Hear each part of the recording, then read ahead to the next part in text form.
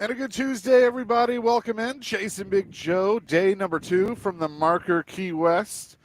Hope you're having a great day to this point. We're hanging out.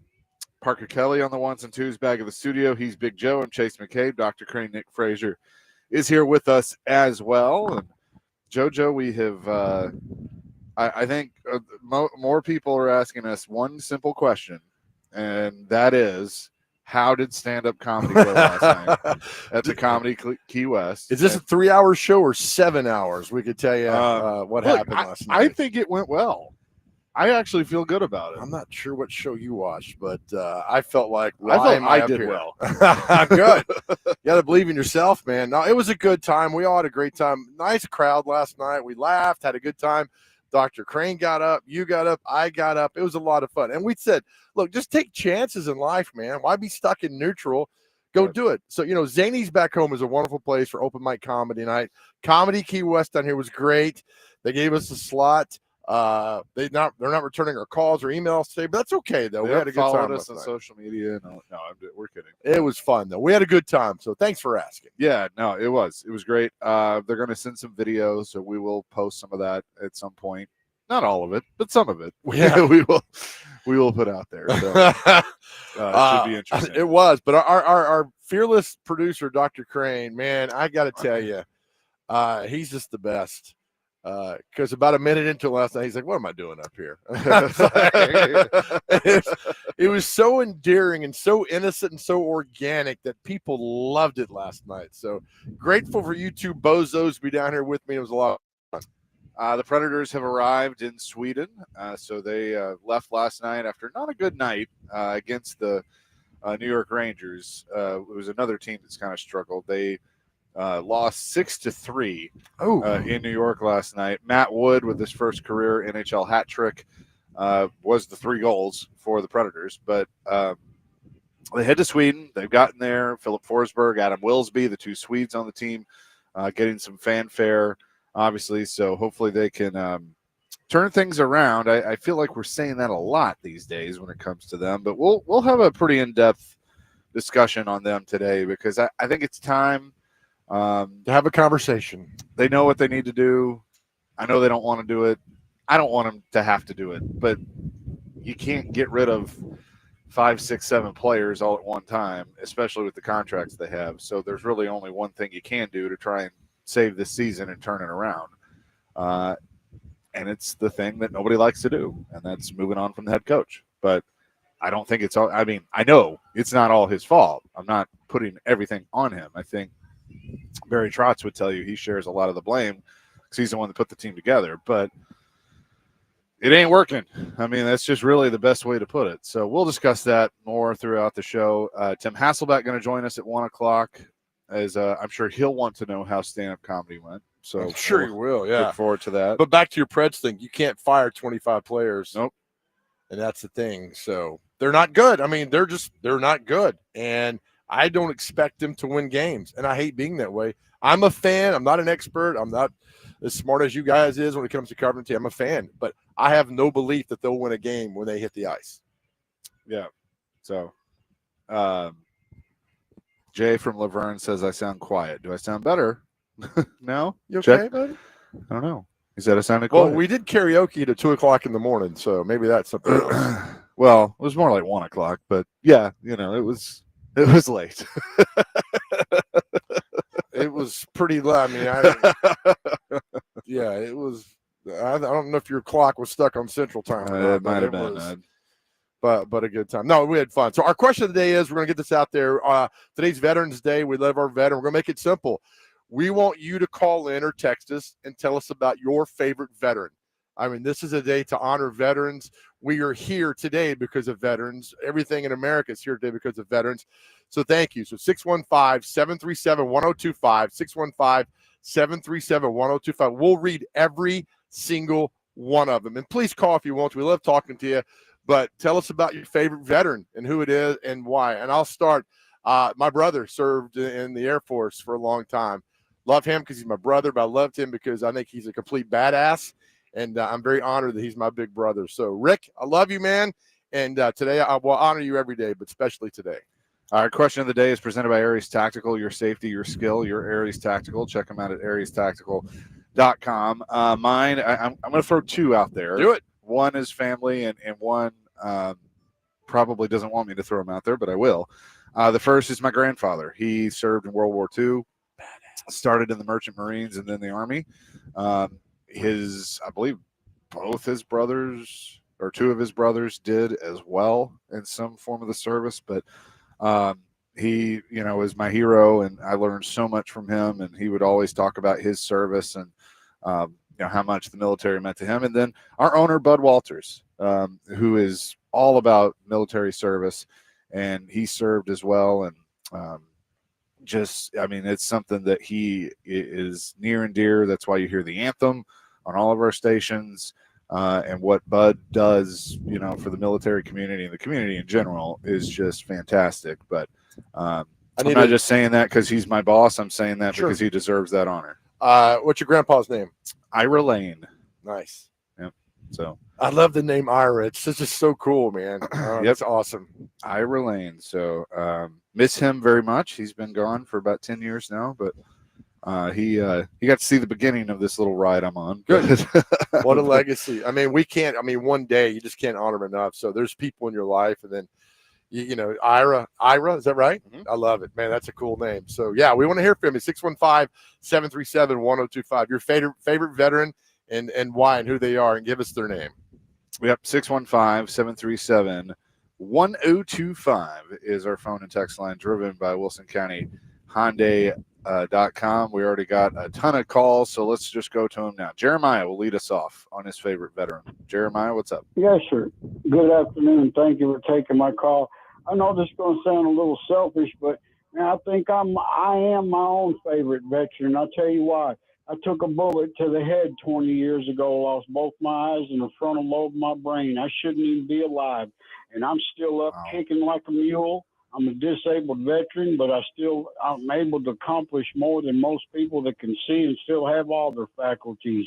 And I'm grateful for that, and I hate that it sounds selfish, but yeah, I am my own favorite veteran, man.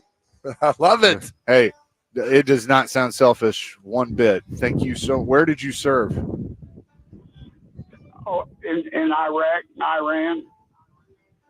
Well, thank you for your service, Jeremiah, and the sacrifice that you made, and we're glad that you're still kicking, and thank you for calling in. Yeah, Jeremiah, thank you, Bubba. Y'all were worth it, man. I appreciate it. I did it for y'all.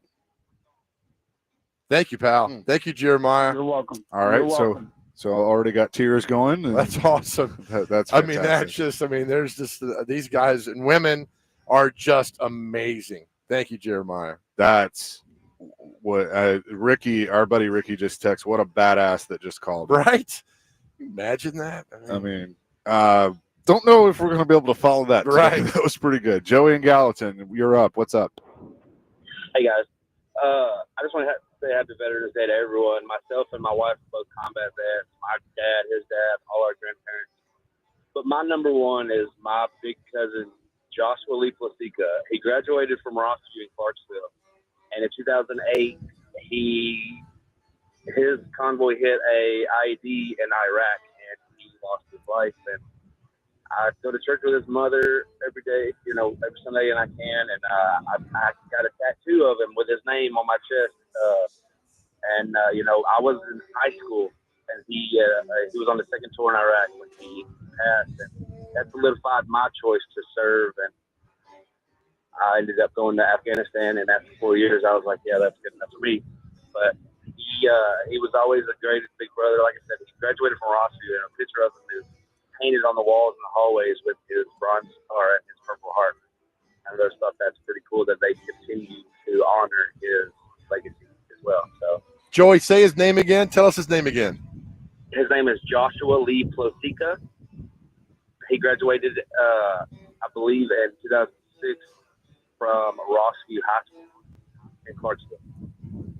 Beautiful. Joey, thank you, and your wife as well, and thank you for honoring a fallen hero, man. That's why we opened this up today for that. So I'm glad we know his name. I'm glad we know your name. What's your wife's name? Her name is Siri Daly. She served in Love the it, Army. man. Joey, thank you. Thank you, her, and everybody. Thank you, Bubba. All right. Appreciate you guys. Thank you, Joey. Appreciate it. 615-737-1025. Well, we'll get to these throughout the show. A couple on the text line. 7410. My grandfather, Bill Crawford, he was a tail gunner in the Air Force during World War II. 5311. I want to thank my favorite veteran, Sergeant Tulsa McLean. He means the world to me. We'll get, let's see, 0178. My grandfather, Alfred Johnson, was my favorite veteran. He served in World War II as an airplane mechanic on the Flying Lemon.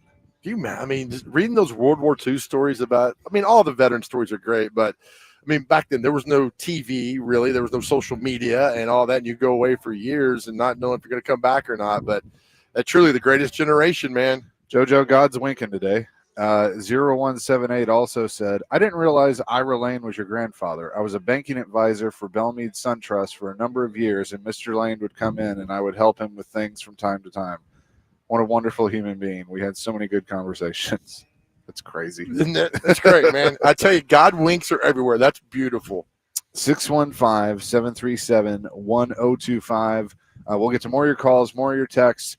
It's open to you today for the veterans on this Veterans on the Chase and Big Joe Show, 1025 The Game.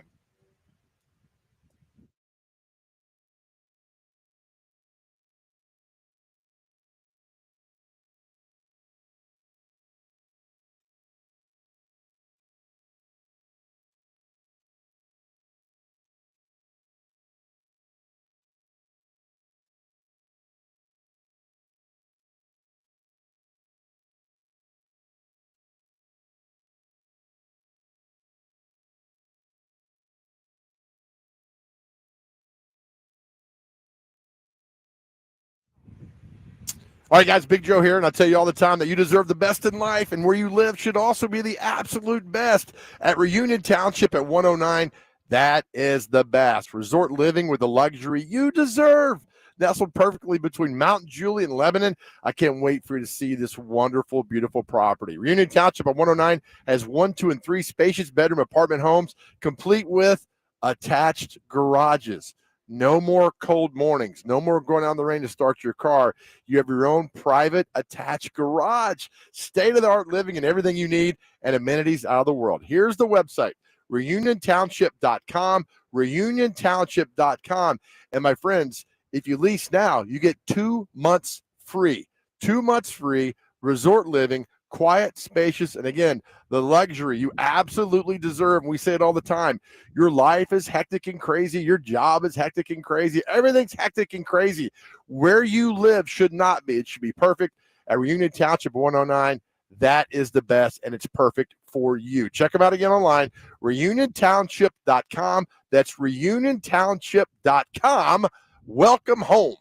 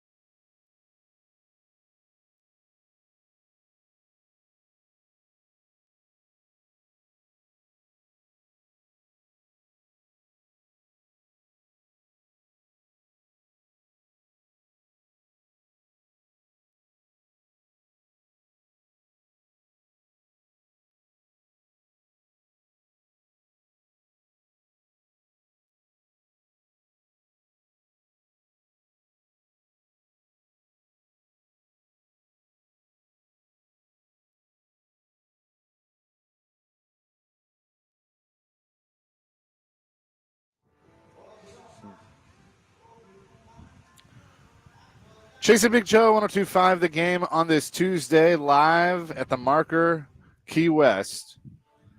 And I will say this. People will always ask me if there's one song you wish you had written, which one would it be? It's that one right there. Absolutely. Because it's a great song, and you hear it everywhere. Yep. You sing it loud and proud, baby. And I know Lee Greenwood had other hits, but that's the one he's known for. Yeah, I mean it's a powerful, powerful song. When they played at the Preds games, Honor the Veterans, and other places, it's a powerful song. He's made a lot of money on that song, I'm sure. But you know what? I don't think he can. I don't think that was the role. I think it was like, I want to write a song about America, and it just took off. Yeah, I agree. 615-737-1025. We are taking your calls and your texts on your favorite veteran. Let's go to Chris on our phone lines. Chris, what's up? Hey, how are you guys? We're good. I want to thank Jeremiah for his service, the one who called in earlier. I think that was a really great story he had. And my favorite veteran would be my great-grandfather. His name was Doris Lampkins, and he was at Pearl Harbor when it was bombed as a chef on one of the ships. And had he not made it, I wouldn't be here. And then one other, if you don't mind, Pat Tillman. I mean, a lot of us know Pat Tillman, but I think it was so awesome how he took his career and put it on hold to go fight for our country after 9/11. And that's all I have to say. I want to thank you guys for your show. You do a great job, and you have a wonderful day. Thank you, Chris. We appreciate it. Thanks for your call and honoring those veterans. Yep. And I agree on Pat Tillman. I mean, that's so. Let's back up a second. All right, your grandpa. Uh-huh. I think we need to talk about this for a second. Guy calls in, texts in about your grandpa. Yeah, that was pretty cool. That got me a little bit. I mean, that is an amazing God wink. Yeah, that somebody remembers your not only this Chase remembers your grandpa, but remembers how genuine he was. Yeah, I think that speaks volumes to who he was. I will say, I credit a lot of people on who I am, but I think those qualities of caring about people and just kind of having a big heart all came from him. It's great, through my mom and but I learned a lot. Even my dad would say that his hero was his father-in-law. Was because of all the things he taught him. So, my dad actually had on his fridge the program from my grandfather's funeral, and it's still hanging there. Oh, that's cool. Yeah. That's very nice. I see him every day. I look right at him. So, but yeah, so that was pretty cool. Pretty cool God wink. He was the president of the Tennessee Hospital Association for 33 years. So did a lot. And yeah, so that was cool. I'm glad we got to bring him up. Yes. Let's see. Back to the text.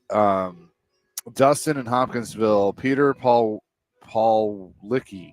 He works for a company in Savannah, Georgia. He was an Army Ranger. He's seen a lot. Things no man needs to see. About got him. He didn't want kids because he didn't want to pass down his pain. He rediscovered Jesus. He now wants kids. We're so locked in on morals. Great man, fun guy, so positive. So proud of you, Peter. That's awesome. That's what we're talking about today. Kobe in Centerville, Tennessee. My dad, Thomas Carl Lee, served in the Navy during Vietnam. He passed away April 27th, 2011, but he'll always be my hero. He's the greatest man, husband, father, and follower of Christ that I'll ever know. Woo. Y'all are my favorite show. Well, thank you. Thank Kobe, you. We appreciate it. That's strong right there. I mean, think about it. That's just live by example, man. That's wonderful. 9912. Excuse me. Honor my dad. He was in the Navy and fought in the Vietnam War. He shouldn't be here today as he got badly burned on his backside when a fighter plane engine backfired. He was facing it when another guy got his attention, and he turned away to see what he wanted. Wow. I mean, these guys are just legends. I mean, and again, men and women, veterans all together. Yeah, Matt, my dad served in Vietnam. An aircraft carrier broke his arm when it was hit with a missile. Not a major injury, but he never forgot his comrades, and he has served at military funerals since his discharge at to his ripe age of 83. Love it. I will tell you, I don't know. I don't know how to describe this. And if you've had this happen, then you probably know what I'm talking about. But, since my grandfather served, he got, full honors at his funeral. And when they brought the flag over, um, my mom pointed to me and said, and for them to hand me the flag. And so that was like when they set that in my arms, I was like, "Now this is you talk about badass. Oh, like yeah. this is badass." I mean, I don't think in life there's not many things more powerful than that. Getting the flag from a funeral, man. Yeah. Jeff says, my grandfather ran behind tanks as a World War II radio man with the radio on his back. He said he was scared to death every second. He was a great man. That is so cool because my favorite little Army guy was the radio guy with the little soldiers. Yeah. Because that was the guy, man, that was calling everything. That is so cool. Very, very nice.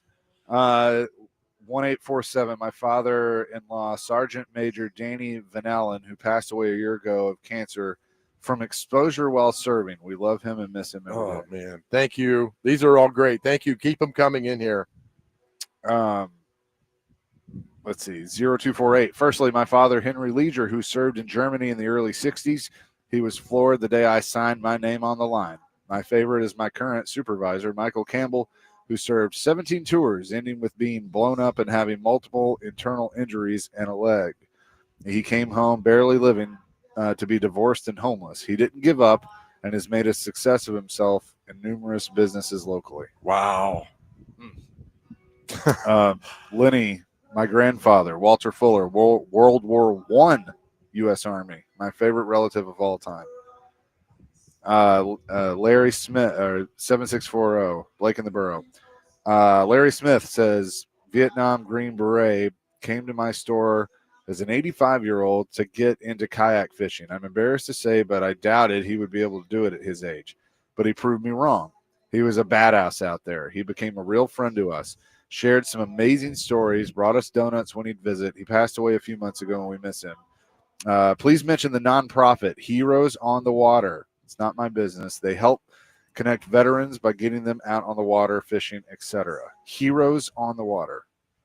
Write it down now. Heroes on the Water. How great is that? I mean, you talk about fishermen are some of the best people on planet Earth. That's great. HeroesOnTheWater.com. Thank you. Jay and Laverne brings up one we probably all know, the one and only Chris Kyle, the American Sniper. Yeah. The movie was made about. That's a great movie, man. Great movie, yes. That is an absolutely fantastic And, when he movie. passed away trying to help another veteran. Yeah. I mean, Clint Eastwood directed that movie, and Bradley Cooper was great. But, man, what a legend. That was his name, right? Legend? I think that was the nickname they gave him. That was the book, I think. Yeah. Let's see, 1541. I served myself, but my favorite veteran isn't someone I served with. It's my kid's junior ROTC instructor, First Sergeant Luckett at West Creek High School in Clarksville. He truly cares about all of his students and has helped my son grow both as a man, but more importantly, as a man of God.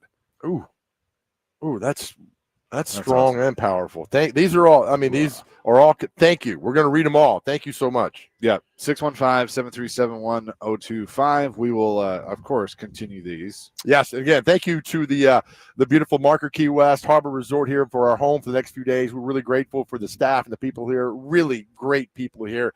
Again, go online at markerkeywest.com for more. Thankful for our sponsors and our partners with this on the Chase and Big Joe Show. Reunion Township, reuniontownship.com. City Limits Apartments down in Spring Hill. Live at City Limits. Thank you for this. Also to Belinda at the Roxy 8 in Dixon. Belinda, thank you for everything and your support of veterans. You do that. We love you. Thank you so much. And to our good friends at the Nashville Cats, go to NashvilleCats.com. The perfect gift for Christmas, Nashville Cats swag, right? Yes. It's going to be an exciting year for the Nashville Cats in 2026. Truly grateful and honored for our sponsors and our partners and everything we do at Cromwell Media and on the Chase and Big Joe Show.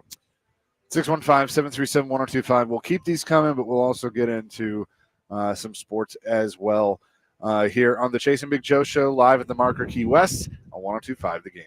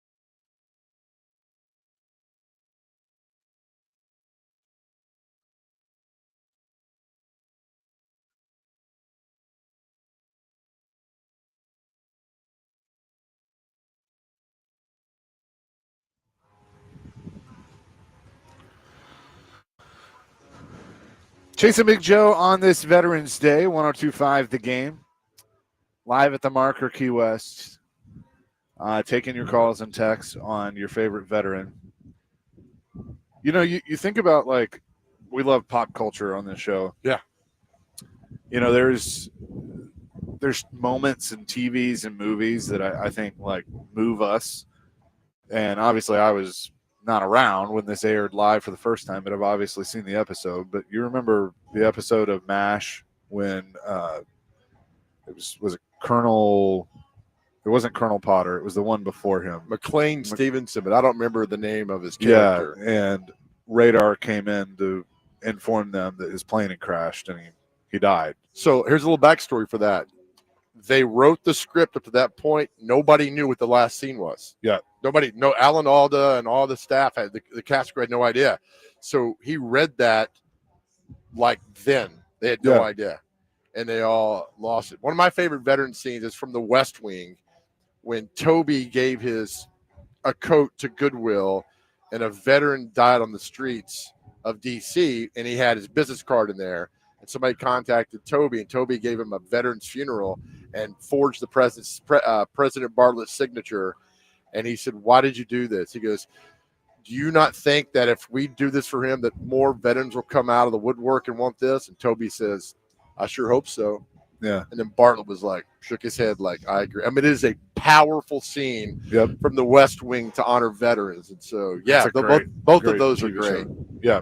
So we will definitely get to those throughout the show. But I mentioned earlier the Predators arrived in Sweden. Adam Wilsby and Philip Forsberg, I think, have already done a little media, as they're the two that are obviously from Sweden. And I thought Dr. Crane was about to fall in the pool. I would have laughed. But look, there's now a lot of pressure because I feel like they got to go in here and really take both of these games. After last night, they've been in close ones, but I mean, I think we're all tired of, they're close. I mean, they lose 5-4 to Dallas after having the lead, and they had 2 breakdowns that ultimately gave those up.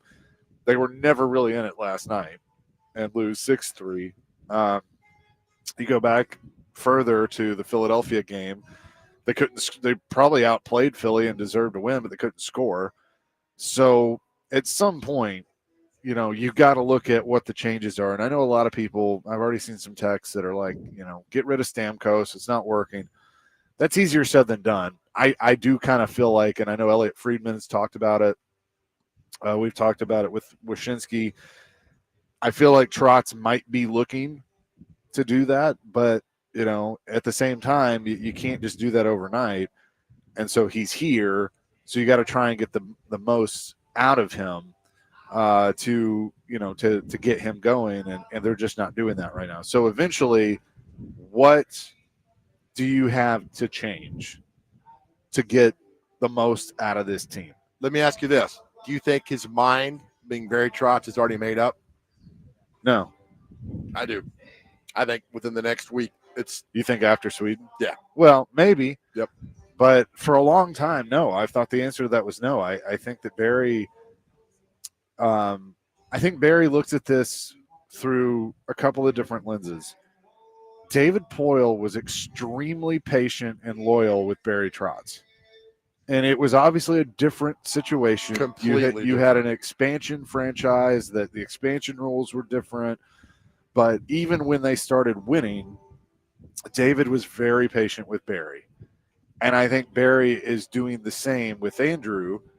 And he knows that it's not all Andrew's fault. It's not just the system. It is the roster. Barry's responsible for the roster. And I do think he takes ownership of that. And so I think he has been loyal, but now I think it's almost loyal to a fault because, as we said, you can't change half the roster, effectively mid-season. Can you make some trades and offload some contracts? Sure. But, getting somebody to take Stamkos or Marchessault or Saros if they wanted to do that, like you can't – that's going to be really hard to do now. So, You can't change the players, but you can change the coach. All right, and that's kind of the old phrase, and I feel that they're just kind of at that point where he's not getting everything out of them, and they got to make that move. And I hate it because I like Andrew Burnett. Well, you know what? You could like him, but if you're not a good coach, you're not a good coach. When they come back, I think he's a good coach. I just don't think he's the right coach for this team. When they come back from Sweden, the season is already 25% over. Right, so they'll have 20 games being played. If they come back and don't win those 2 games, they're at 14 points. They're 1 point on last place in the Central, in the Western Conference. It doesn't seem to be getting better.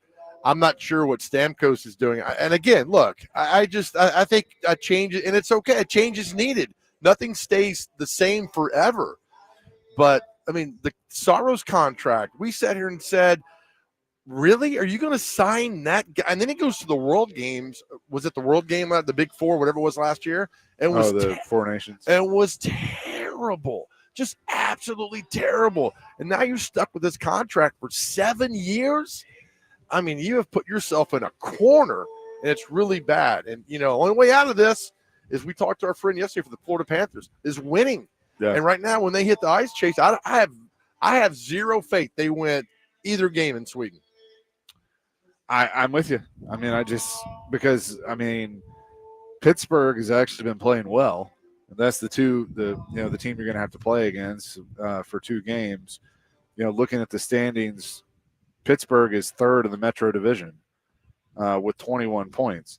Nashville has 14 points. So, I mean, it's not like they're completely out of things. That's the other part. But you look at the way they played. Lou said last night, the Rangers game. Did they have a chance of winning that game last night? No. Yeah, exactly. And I hate it. Look, I mean, they did. I think they did because the Rangers are not good either. But it became pretty clear pretty quick that they didn't.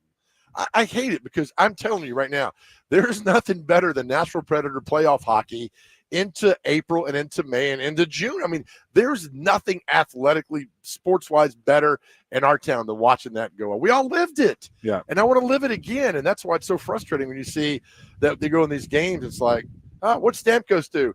Well, he hadn't scored in 11 games. Oh, he got one last night. It's like, and you expect it when they sign these guys, even me being an absolute idiot. I'm like, this is a Stanley Cup team now on paper. Then I realized you don't play games on paper. Let me ask you this. If let's say Barry Trotz, Sean Henry, the whole contingent, they decide, all right, we're gonna go ahead and make the move. A lot of rumors floated around are, does Barry Trotz go to the bench? I don't think so. I don't think he's gonna pull Lou Lamoriello and do that.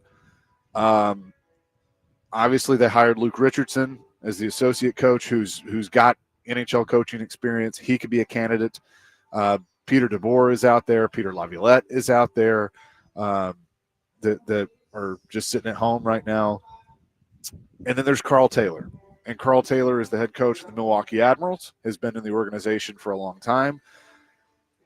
Barry Trotz has made a point to say that, we're going to start seeing these kids play. They called up Joachim Kimmel, who is now on the roster. Do you essentially go into the rebuild philosophy, see what you can move, see what you can get spark-wise with a coaching change, but go ahead and go to Carl Taylor, who knows a lot of these young players, where that development can continue at the NHL level? I don't think Barry wants to go behind the bench because then the clock starts ticking on him. Yeah. No, I think that's a long shot of happening. But I'm telling you just mentioned a name I'd love to see. Peter Laviolette. Yes. Right? Here's why. That's awesome. So I agree, but here's why I don't think they do Laviolette or DeBoer. And DeBoer is a very accomplished coach as well. Because I don't know if they truly believe that even bringing in somebody like that they can win the cup with this team. And if you're going to make a move like that, and if you're those guys, I think you're going to want to join a team that you think you can come on board right now and get them to the playoffs and compete for the cup. And this team is just not equipped for that right now. So I think you have to go, and nobody likes to admit that, but I think you have to go the route of, building more for the future, because they've started that, and that's the frustrating part is like they've started down that path, and then they overachieved and made the playoffs, and then Barry's like, okay, well maybe we're a lot better than I thought we were, so let's take a couple of kicks at the can to see if we can improve this team. They did that with those free agent signings. Those haven't worked, so now you kind of have to go back. And I think that's what they have to do. I think this is one of those situations where they have to take a couple steps back to take several steps forward. And Barry's used the analogy of or the phrase of there's going to be pain. Well, there's been pain, so let's go ahead and figure out what that plan is moving forward. Well, the three bottom teams in the NHL, the Nashville Predators, the St. Louis Blues, and the Calgary Flames. I go by point differential. Right now, the Nashville Predators are minus 18 in goals scored, goals allowed. St. Louis is minus 19, and Calgary's minus 19. So those three are all lumped together. The closest after that, nobody's even in double digits in goals scored and goals allowed. So there's a lot of problems here with the Nashville Predators, and you look at they're minus 18 in scoring differential. Blues 19, Calgary 19. So to me, that's a glaring stat, is that you're getting beaten, and you're getting beaten bad. And I just don't know if man, it's very similar to the Tennessee Titans, Chase. Yep. I mean, it really, really is, because you got some players that you hope could produce, and right now they're not producing, and then you got some big contracts. I mean, it's crazy how they mirror each other. But the question is, which franchise do you trust more to fix it? I think it's at 100% the Nashville Predators. Yeah. I mean, that's mine too. 100%. All right, so Parker, do I understand this correctly? Jeremiah has called back? Jeremiah has called back. Okay, Jeremiah, hello again. Thank you, yes, sir. sir. Thanks for taking my call again. There was something I wanted to share with you most people are unaware of. In the 70s, a man named Tom Laughlin made a series of movies, the Billy Jack movies. And he was a Vietnam veteran and Native American. And a group named the Coven wrote a song just to honor him in that movie. And it's called The 110 Soldier. And I'd like to give one stanza of that song because it honors the Vietnam veterans. And it says, go ahead and hate your neighbor. Go ahead and cheat a friend. Do it in the name of heaven. You'll be justified in the end. But there won't be any trumpets blowing come the judgment day. And on the bloody morning after, 110 Soldier rides away. And that song was written to honor the Vietnam vets. And most people are unaware of that song unless they were alive in the 70s and seen that series of movies. And I just wanted to share that with y'all on your program. Beautiful. Jeremiah, thank you. Jeremiah, call anytime, man. We love you. Thank you, buddy. Thank you, brother. Bye-bye. Yes, thank you so much and for your service. That was good. Yeah, our question of the day is call in, honor your favorite veteran. Let us know who it is. Chase is going to read all of them. Text us or call 615-737-1025. These are all great, man. We will get back to that, plus continue this conversation on the Predators coming up next, live from the Marker Key West here on the Chase and Big Joe Show, 102.5 The Game.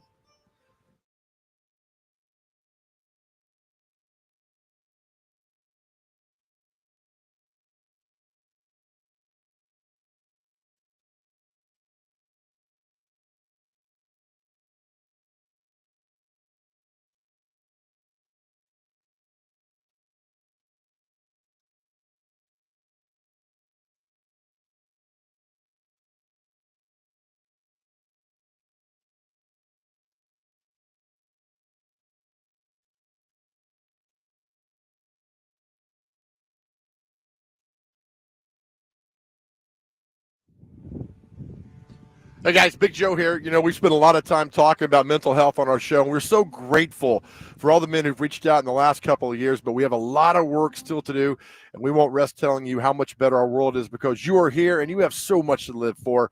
Unfortunately, we've all been affected by a friend or loved one who has suffered from depression and is no longer with us. That is why we have partnered with Unity Psychiatric Care, just a truly wonderful place right here in Middle Tennessee for you to get well. And it works. Here's all you got to do. Just go to GameNashville.com, click on the Chase and Big Joe Show, and there will be a link to Unity Psychiatric Care on the right side of the page. So many have reached out to us. Now we have a partner that cares about you. And listen, this is important. You do not have to go through this alone. It's private, it's confidential, and they offer telehealth. And yes, again, based right here in Middle Tennessee. Or you can call 1-888-508-8002. That's 1-888-508-8002. And listen, if you have a loved one who needs to talk and you're worried about them, you could be that person that changes their world.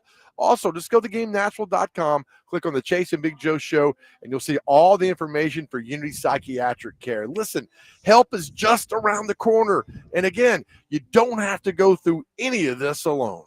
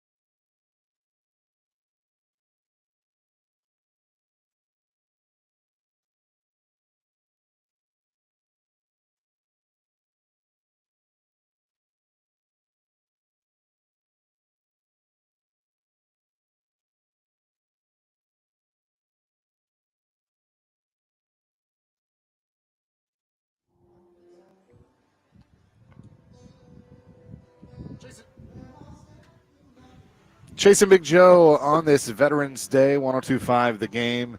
Toby Keith bringing us back. Taking your calls and text 615-737-1025 on this Veterans Day. Who is your favorite veteran? Our text line's been a little weird right now, so I don't know if you can get into it, Joe, but if you can. Let me check, pal. It's not working for me, so there's Okay. that. All Good right, times. we'll get there. But call in. If you want to honor your veteran, please call in and let us know their name and what they mean to you. And we're going to have a really, it's great hearing you guys call in and talk about your heroes. 615-737-1025. So thank you for all that. But also discussing, you can also weigh in on the YouTube chat as well as you watch us, but also discussing the Predators and what needs to happen next. Because I think when they get back from Sweden, there's got to be changes. I mean, there just has to be. There's no avoiding it anymore. I know Barry, is loyal and wants to be loyal to Brunette, but it's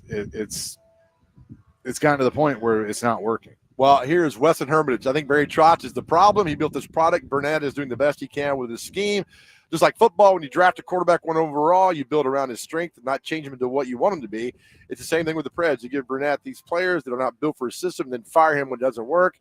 Please tell me and make that make sense. Mike and Les Cassis. I think ownership is being too patient with the coach and also Trotz to the detriment of the franchise. Do you believe that? Too patient? I think, yeah. I mean, I do. I mean, 0862 is yelling at me. I don't think he completely listened to what I said, but He says you got to stop using an expansion as a freaking crutch. Nobody else is in the league is using it, and you haven't been an expansion team for so many years. It's just got to move on with Barry. Barry's the problem. Bruno is the problem. Both of them are the problem, and you just got to move on. A lot of problems right there. I'm not using expansion as a crutch. All I was saying was that it's a little bit of a different situation as to why David was patient with Barry, and now Barry's being patient with Andrew. I was actually saying that I think Barry's being too patient. Brian says Stamkos will end up in Canada. I don't know anybody that wants Stamkos with that contract. I think you'd have to be a fool to trade for Stamkos and take that entire contract after what he's done the last season and a half. Right. I agree. I mean, I think they're all just being way too patient now. Yes. And this fan base, and I know they're two different sports, but like, you know, you just had or three different sports. You just had the soccer team make the playoffs and they're out in the first round. Yep. The football team doesn't even look like they're going to sniff the playoffs for a while. The hockey team doesn't look like they're going to sniff the playoffs for a while. So I mean, the fan base is restless. This city, you know, has been a major league sports franchise for damn near 30 years, and no championships to show for it. You're right. David Murfreesboro says, really do have to make aggressive changes. It should have started earlier. Maybe it's too late. But I know you see Saros is the most pulled starting goalie in the NHL for the last 2 years. Is that accurate? David, I believe you. David, right. The most pulled starting goalie, and you're paying him $7 million a year to get pulled, the most pulled. I even said, you know, it was 50-50 when he signed that contract. What are you doing? I don't know. Aaron says Brunette had 20 games at the beginning of the year. I know that for a fact. The timing was planned. So that's interesting. Well, that 20 means that's the way back from Sweden. Yeah. I do kind of think something could go down when they get back. Okay. I mean, I think, and I have zero input to any of this, I think the mind's made up. I don't think you want to do it before you go to Sweden and everything goes on. You go to Sweden and maybe you look great in 2 games, but I have no faith they'll win any one of these games. Well, and I think too, like I go back to the Winter Classic in 2020. We all kind of knew that Laviolette's time was coming to an end. And it kind of felt like David wanted to wait through the Winter Classic, and there was a road trip after that. And sure enough, that's what he did. But David kind of admitted he had made his mind up, you know, around the Winter Classic that he knew he was going to have to make a change. And there it is. But see, that's the other thing, you know. And look, I respect. David knows this. I respect the hell out of David Poile. But one of the things he was known for, he didn't fire coaches. I mean, he had, 3 here? Trotz, Laviolette, Hines. Yep. So he had 3 here, and I think 3 in Washington in his career. So that's 6 in a 40-year career. Yeah. He didn't fire coaches, which is honorable, but at the same time, like, was that to a detriment? It could be, but I think also now it's like, well, you know, so-and-so's a nice guy, and he's a nice guy, and get him, he's a nice guy. Nice guys, how does it say? Nice guys finish last, man. And you need to make changes. If you're not going anywhere and you're stuck in neutral, I think the worst thing for a team is to be stuck in neutral. Yeah. I know losing sucks and winning's the best, but you're stuck in neutral. You're not doing anything. And it's like, all right. And I think the Nashville Predators right now are in neutral. That's a really good. So what are the Titans then?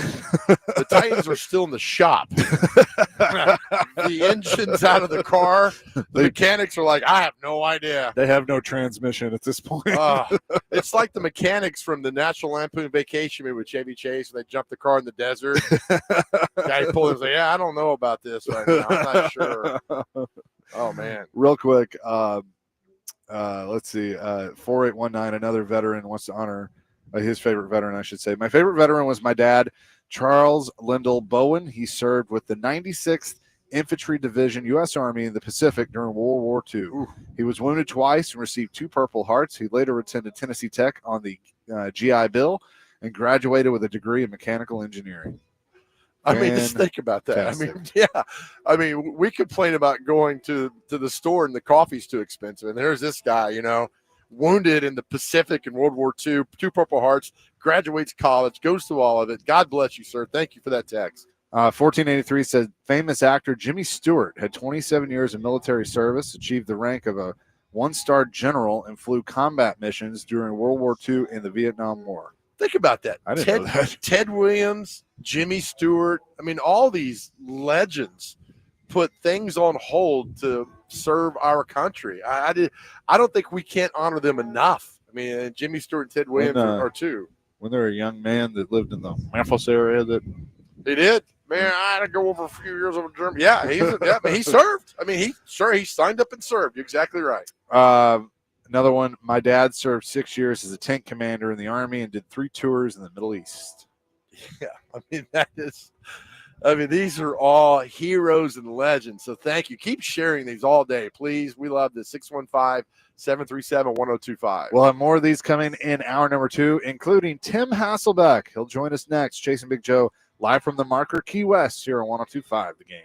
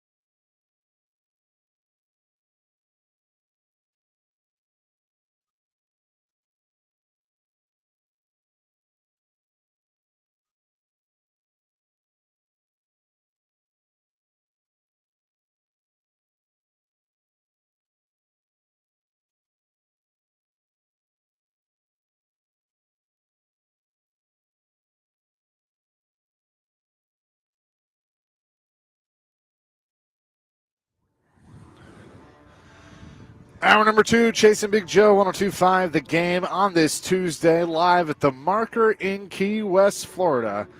Having a blast here today by the pool. I think Nashville might be warming up a little bit, and it's cool down here, so I guess we deserve that. But we say hello now to the head coach of the Innsworth Tigers and also ESPN NFL analyst who I enjoyed watching Sunday night with Scott Van Pelt. Tim Hasselbeck is with us now. Timmy, what's up? What's up? I'm at the pool too, in this 38-degree weather.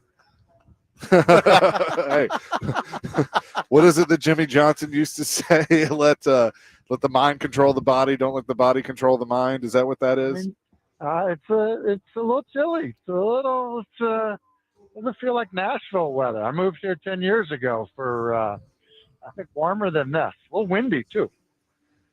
Yeah, for sure. So I love that SVP brought up the playoffs with you briefly on Sports Center. That was pretty cool. Give a little shout out. So got a big one coming up this week. Yeah, first off, Scott is very into it. He's still mad that Matthew's the offensive coordinator and he's not the offensive coordinator. He peppers me every week that we need to run more double moves. But yeah, he follows it closely. Definitely excited about it. And then for us, we're excited to host the playoff game. It's funny practicing yesterday. It was cold out. It was like, but then you look at the forecast. It's like, no, it's going to be really nice on Friday night. So sure, we'll have a good turnout. And we're looking forward to it. So let's kind of look at the NFL. The Titans are coming off the off week to play the Houston Texans. You got a team in Houston that had one of the biggest comebacks in NFL history in the fourth quarter to beat Jacksonville, and then you have the Titans that are just trying to put something good together.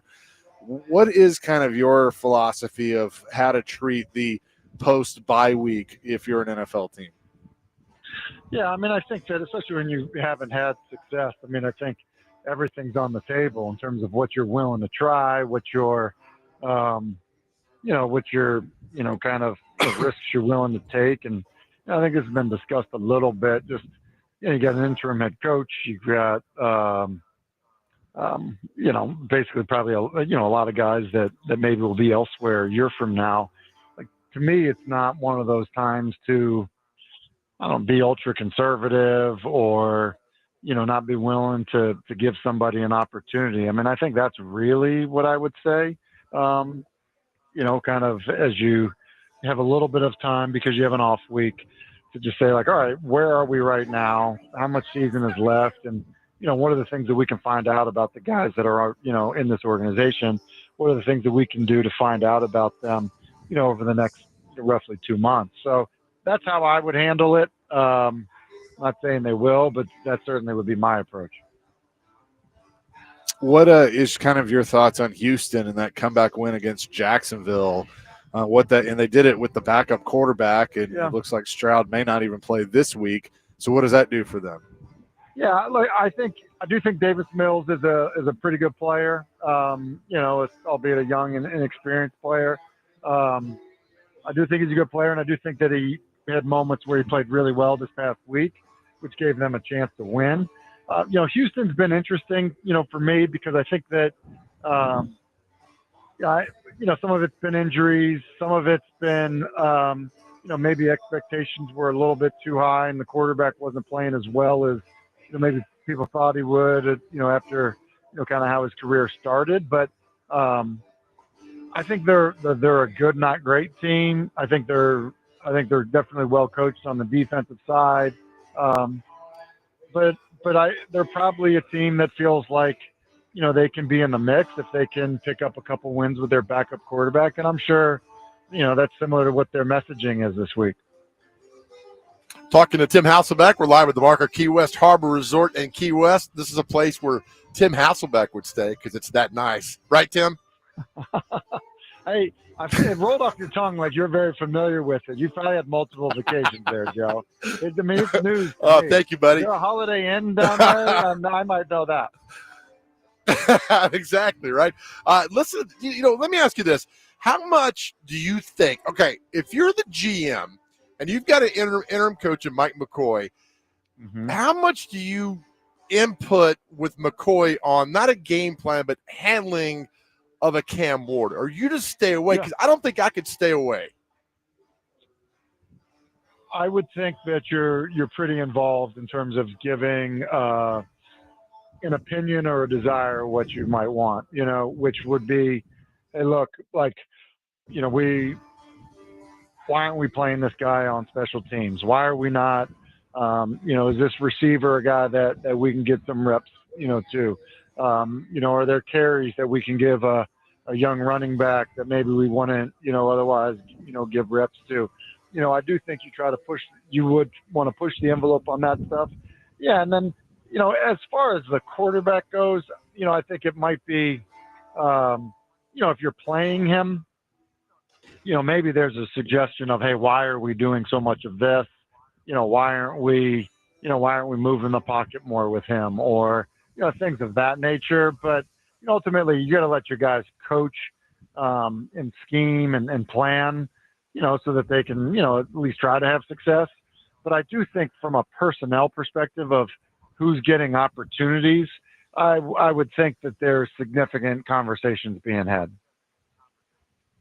How bad do you think, not bad, probably too extreme of a word, but difficult do you think it is right now for Cam Ward and all that's going on? I mean, the head coach is gone, the guy you brought in, you've worked with for a while now, Bo Hardegree's there. And I mean, all the stuff that's going on. I mean, I'm surprised Cam Ward's keeping his head above water. And that's my perspective, because so much is being thrown at him, and now your coach is gone. I mean, this is a life lesson he's getting this year, I think, Tim. I think bad works. In fact, I think very bad would work. It's terrible, right? Like, you go through the whole draft process, you're being evaluated by all these, coaching staffs and front offices, and, the group that picks you, now, half of it's gone.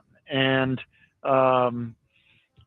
so, that even though there's 2 months of the season left, that it's going to be a complete reboot in terms of, who your quarterback coach is, who your offensive coordinator is, who your head coach is. So, yeah, it's a really bad feeling. And so, look, I do think, when you go back to some of his comments, I think in training camp about probably how he was raised, what his experience was, what he's, how he's seen family members work and things of that nature. I'm not surprised that he's handled it well, and I would expect him to continue to handle it well. But it's a really bad situation because you're starting from scratch come the spring. Once you have a new coach in place and new offense, new philosophy, all of that stuff. So if you're him, though, I mean, how do you treat the remainder of this year without it feeling like, to both him and the organization, like it's a wasted year? Yeah, what makes it not a wasted year is how you handle it and like how you go about your business, right? So, like, if you, with all of the excitement at the beginning part of the year, had a routine of being the last one leaving the building because you were watching film, then you don't change that. Because while the roster will look very different a year from now, there's still going to be players there that saw the way you handled this adversity. And I think and there'll be people in the building in general who saw the way you handled this adversity. So it's not a wasted year for, the example and learning and growing that you can have kind of during this time, as well as, the equity that you're building in terms of the type of leader you are in the organization with how you handle this. So, look, is it a wasted year in terms of, being rookie of the year and going to the Pro Bowl and leading your team in the postseason and, stacking, experience with, in the offense that you're going to run a year from now? Yeah, like that's gone. That's not going to happen. But it doesn't mean there isn't still value in terms of how you persevere and lead throughout this season. And it feels like that's what he's doing, being on the outside looking in. It feels like that's what he's doing. And it'll mean a lot. And it'll mean a lot to veteran players to be like, no, I remember, like this isn't fake. When it's going well, this isn't fake, because I saw him when guys were getting fired and people were getting benched and people wanted to blame him for, what's not playing well. Like, how he handled this matters to how everyone else should handle when they're struggling. So I don't think it's a waste from that perspective. We're talking to Tim Hasselbeck on the Chasing Big Joe show. Tim, going forward on the field, what does Cam Ward need more than anything? And I ask this because, when Steve McNair was quarterback of the Titans, his safety valve was Frank Wycheck, who became his best friend on the field. What does Cam Ward need in that kind of world, that guy who's always there for him on the field who could save him when times go bad? Yeah, I think all quarterbacks, need somebody that they can really trust, right? So, like, when it's a gotta-have-it moment, you're like, listen, I get, coverage is telling me to go here or there, but, like, the reality is crunch time, the guy that I know is going to be dependable, going to find a way to come down with the football, like, I'm going that direction. So you're right about McNair and Wycheck. And I think that, listen, it's Mahomes and Kelsey. It's been, it was Aaron Rodgers and Devontae Adams for a period of time. Like, there are guys that, you just trust. And so, yeah, I think there's no question he needs that. And I think that some people used to say, like, oh, it's got to be a tight end. Like, I don't. I think it's got to be somebody that you can move around in your offense, a guy that can play inside or play outside. And I think if you do that, then, it does make things easier for other guys in your offense to have success. So I think he needs that. I think the other thing that needs to happen is, like, when you play in an offense that has balance, it just helps everybody. Like, I mean, you look at the Bills. When the Bills play well, like, they hand the ball to James Cook at least 18 times. Like, when teams are able to run the football. I mean, look at the success that Stafford is having right now. A lot of it is because like, they are still able to run the football. And so I think that is always going to matter, because I've said to you guys a million times, it still is a dependent position. And look, when you can run the football, you got a guy that you can trust, it's easier for the quarterback to play well. We'll have more with Tim Hasselbeck coming up next, live from the Marker in Key West here on 102.5 The Game.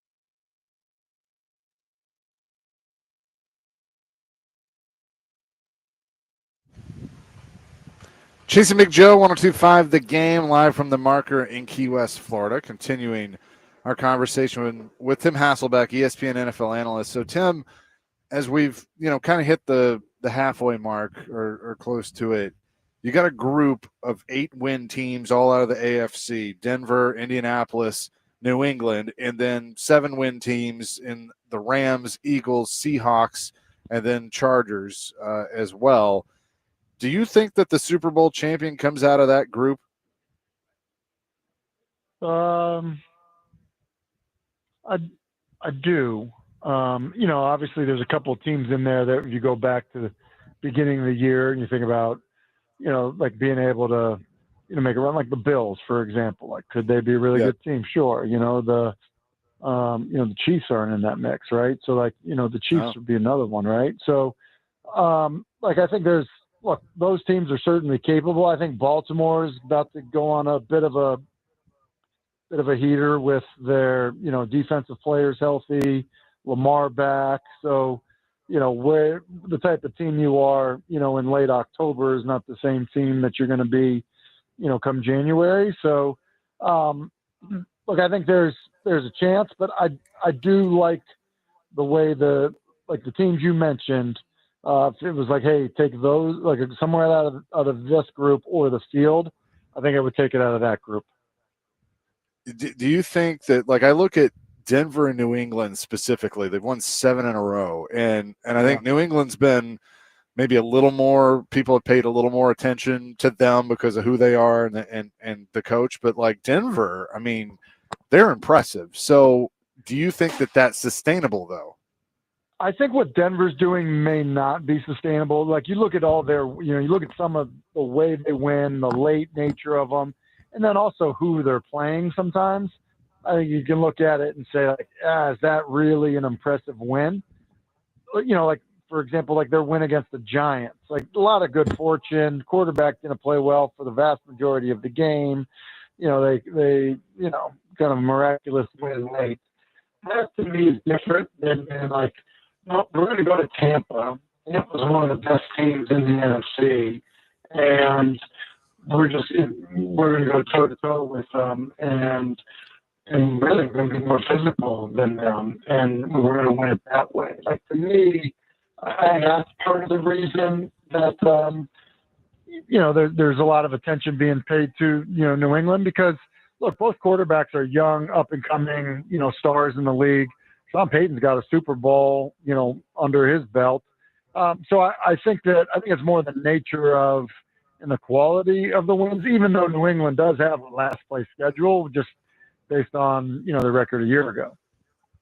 We're talking to Tim Hasselbeck on the Chasing Big Joe show. Tim, I want to ask you, Mike Singletary is one of the greatest linebackers ever, was a head coach of the 49ers, got frustrated because guys didn't approach the game the same way he did. And I ask you this, why is Mike Vrabel being so successful in New England? He was successful here in Nashville because he was a pretty daggum good player in the NFL. How is he getting these guys to buy in where like a Singletary was having difficulty doing that? Because a lot of these, as you well know, a lot of these great ex-players become coaches get frustrated because they don't approach the game the way that they did. But Mike Vrabel, he's doing something really special in New England, Tim. Yeah, I think what he does an incredible job of is I think he is able to connect with all of his players, not just the players that were like him. I think he's able to connect with all of his players. And I think that while he connects with them, he's also not afraid to be incredibly hard on them. So he can be incredibly hard on somebody, then at the same time, put his arm around somebody and let them know how much he appreciates what he is doing. I think there's I think it's just a natural feel. I think it's kind of the type of teammate he was and type of leader that he was. I think he does that so well. And I think some of it maybe is just the understanding of I remember what it was like as a player. I remember what I felt like this time of year when I was banged up. And look, I remember what it felt like when, I was new to a team, or I remember what it felt like when I, was an older player. So I think he gets all of it. I really do. And he's somehow in tune with it. I think you just look at his interaction with his quarterback is good. I think when you look at his interaction with Stephon Diggs, catches, the onside kick and gets down on the hands team. Like, there's, I'm guessing, I don't know this, but like a laughter of, hey, I know you didn't want to be out there because you're, number one wide receiver, but this is an important part of the game, and I'm going to smile and give you a hug, and that's how we're going to do it. Like, I think it's amazing. I think it connects with all of his players. And I think it's one of the reasons that, guys respond to him so well. Did you tell us one time that you would not tell a player in private that you wouldn't tell him in public in front of a team? Did you tell us that? Yeah, like I kind of have a deal with like my guys is like if I'm talking about anything, playing time, like basically like there are no secrets. There's not like one conversation that I'm going to have with one tight end that I wouldn't have with all of the tight ends. So like, there's no secrets on it. It's like, okay, why is Billy playing over Tommy? It's like, well, because Billy made fewer mistakes. But like, I'm not saying that just to one guy. I'm saying it to the whole group, like no secrets on it. So, I think when you just deal with like, transparency and honesty, and then also just being very direct, I think it's just the best way for everyone to kind of understand where they stand and what it takes. I think that's great. What's it like as a head coach when a player you've been really hard on finally gets it? I got to think the reward as a coach and as a human being is next level amazing. Yeah, I love it. I think there's nothing more rewarding when somebody that like, is not doing something a certain way, like whatever it is, are they, a specific, block or technique, they're not doing it, or just listen, like playing through an injury, toughness, when somebody does something that they weren't doing or didn't believe that they could do, and then there's buy-in, and then, they see the success, that the team has, or even they have individually when they do it the right way, there's nothing more rewarding than that. And, I feel like I've been fortunate, just in, just about 2 seasons here of seeing guys who have done that. And I've definitely had my time where like I've challenged somebody. I've said like, look, I expect more from you out of this. And there are times that I've seen it change, and, there are some scenarios where I might still be waiting for it to change, but right.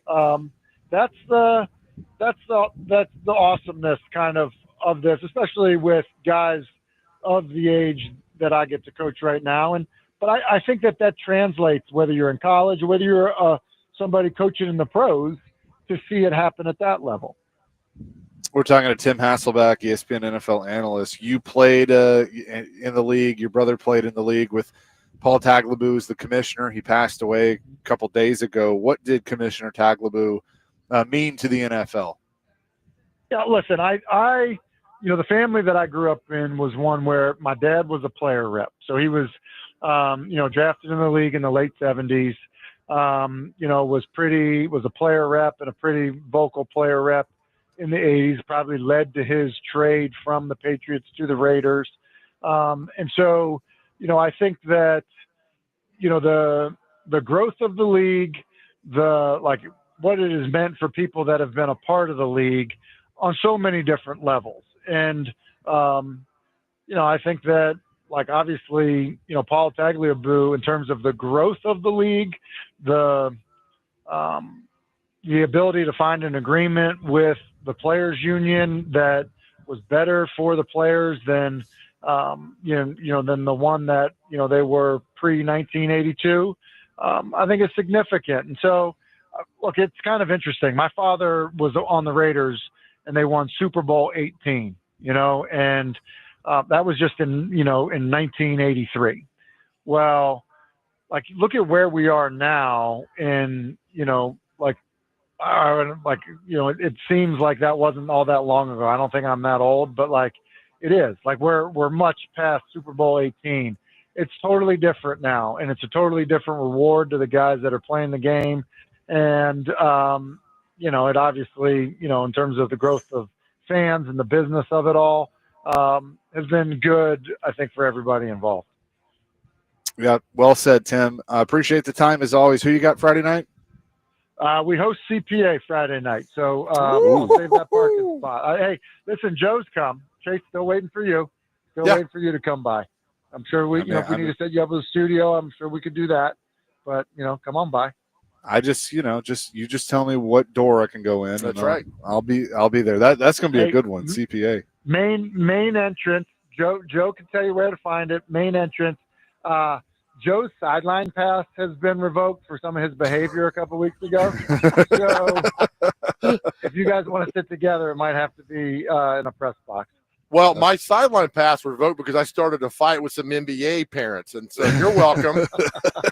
You're welcome, Tim. I defended you that night. I'm sure they Awesome. Thank you, Tim. We'll talk See you, next week. fellas. Yep, absolutely. Tim Hasselbeck, ESPN NFL analyst and the head coach of the Innsworth Tigers. So a few things at 1:45. We have a very special guest calling in to surprise one Chase McCabe. I don't know what this special guest at 1:45. So be tuned for that. Again, our coverage here at the Harbor Marker Key West Resort brought to you by our good friends at Reunion Township. Check them out online at reuniontownship.com and at City Limits Apartments down in Spring Hill. Website liveatcitylimits.com. Beautiful properties in Nashville. We stay in Key West. We stay here, back there in Nashville. If you need a place to stay, check Reunion Township and City Limits Apartments in Spring Hill as well. Also thankful to the Roxy 8 Theater in Dixon. Belinda, thank you for everything. And to the Nashville Cats for being partners with us on this trip down to Key West. There's some news on L'Jarius Sneed that might mean the end. We will discuss coming up next here on the Chase and Big Joe Show, live in Key West, 102.5 The Game.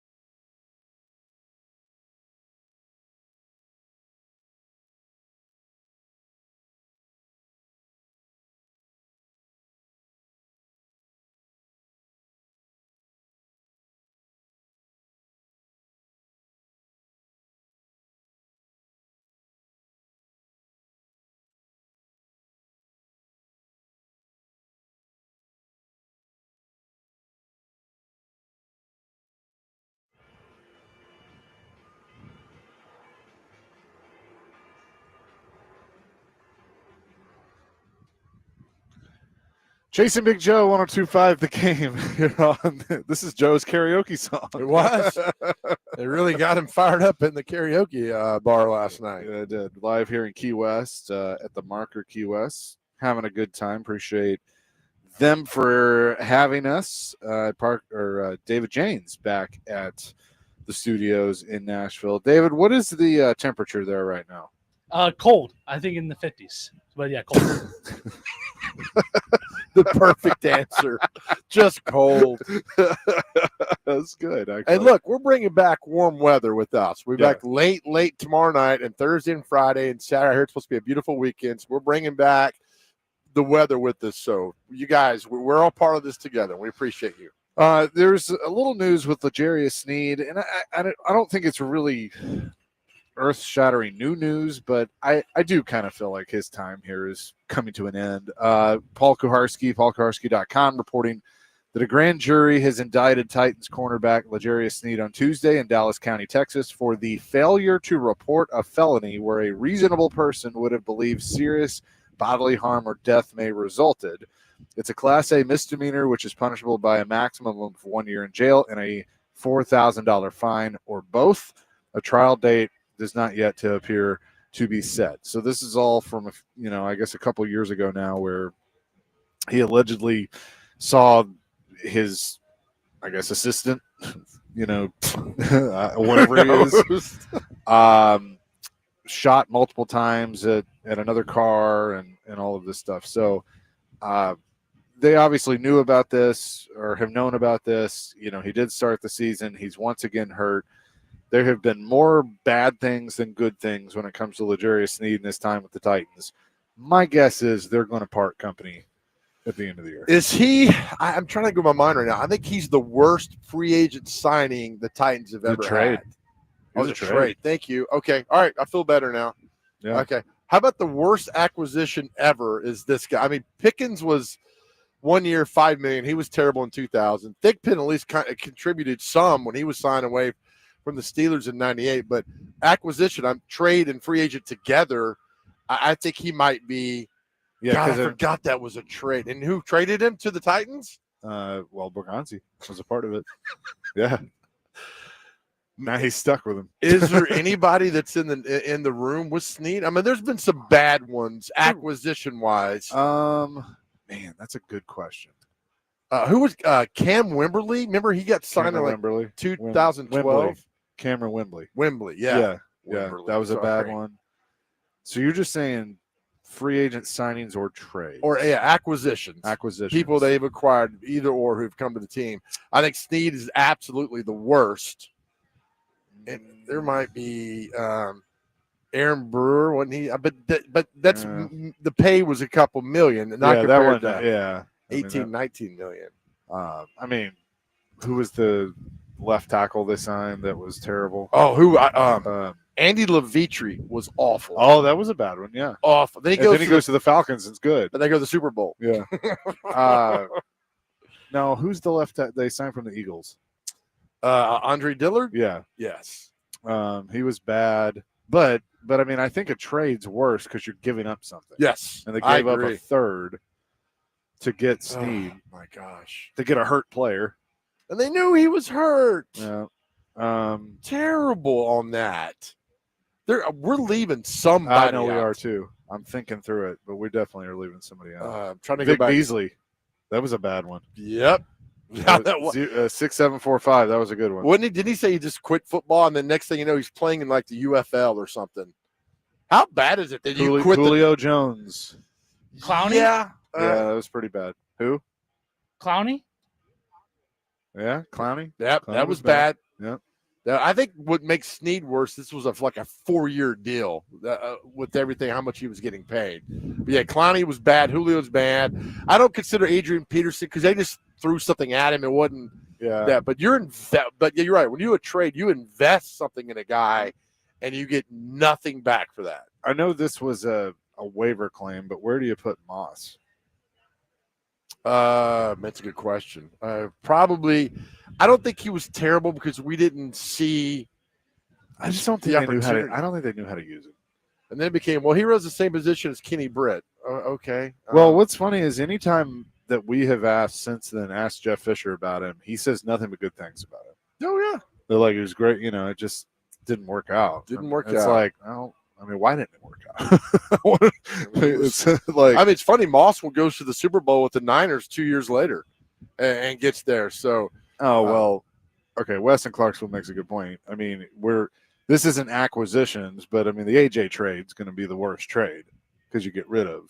well, I'm just talking. No, I'm talking about people that have come here. I mean, that AJ. Yeah, obviously, the AJ Brown They did trade. give up a second for Julio, though. We retired that to the rafters. Yeah, there's nothing going to come close. But Julio from the Falcons, they gave a second up for that.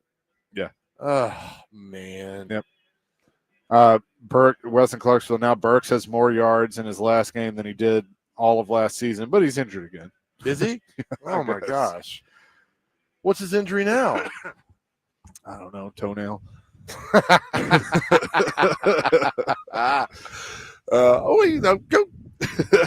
Go. I mean, good for Burks, man, to go do that. But I just think this overpaying for free agent, I think that's done now for a while. I mean, I really think it's done. Less than a month into his tenure with the Washington Commanders, Burks will miss time after surgery on his finger and won't be available when his team travels to Spain. I wonder which finger it is. Wait, he's doing up a travel to Spain? Yeah. I would play. I'm fine. Take me to Spain. I'm good. And you get to Spain, you're like, hey, my finger hurts. Which finger is it? This one right here? Oh, okay. We get that. Oh, isn't it crazy? Like the other night watching the Chargers play and Elijah Molden is starting for the Chargers. You just go around the league like, these guys, what in the hell happened here? I mean, to just see them thrive other play. And good for them. Good for them to do that. I think like the kid from Overton, Theo Jackson's that's him play. Yeah. A guy like that who's having a nice career, the Vikings, who just gave up on. And sometimes you never know, man. He has 4 receptions for 72 yards in 2 games this year. Last year, 5 games. Yes, give it. 4 receptions for 34 yards. Oh, man. Oh. He's been targeted 4 times. He's caught all of them. Oh, that's great. The Titans are like my phone. I'd turn it off and just reboot it and hope it comes back better. That's what we need here. So that's crazy. It's so good. 615-737-1025. All right. I have no idea what's coming up next. So I love it. We have a special guest calling in on this Veterans Day. Chase doesn't know, and you guys will be surprised as well. So we look forward to that. Again, we love in our state at the Harbor Marker Key West Resort here in Key West. Thank you to Reunion Township at 109 and City Limits Apartments for being partners with us, coming down here. Really appreciate the teamwork and everything else to allow us to stay down here at the Harbor Marker Key West Resort in Key West. We'll have more coming. Thank you, Dr. Crane. We'll have more coming next. Jason Big Joe, 102.5 The Game.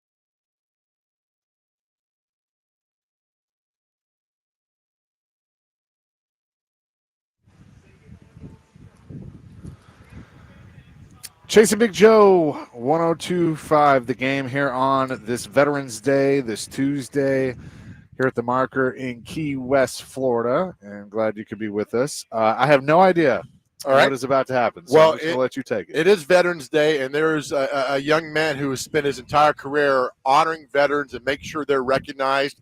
And he joins us now. We're honored to welcome to the Chasing Big Joe show our good friend Lee Greenwood. Lee, wow. Thank you so much for doing this. God bless you. Thank you. How are you, sir? I'm terrific. Thank you. I'm also enjoying the Florida sun.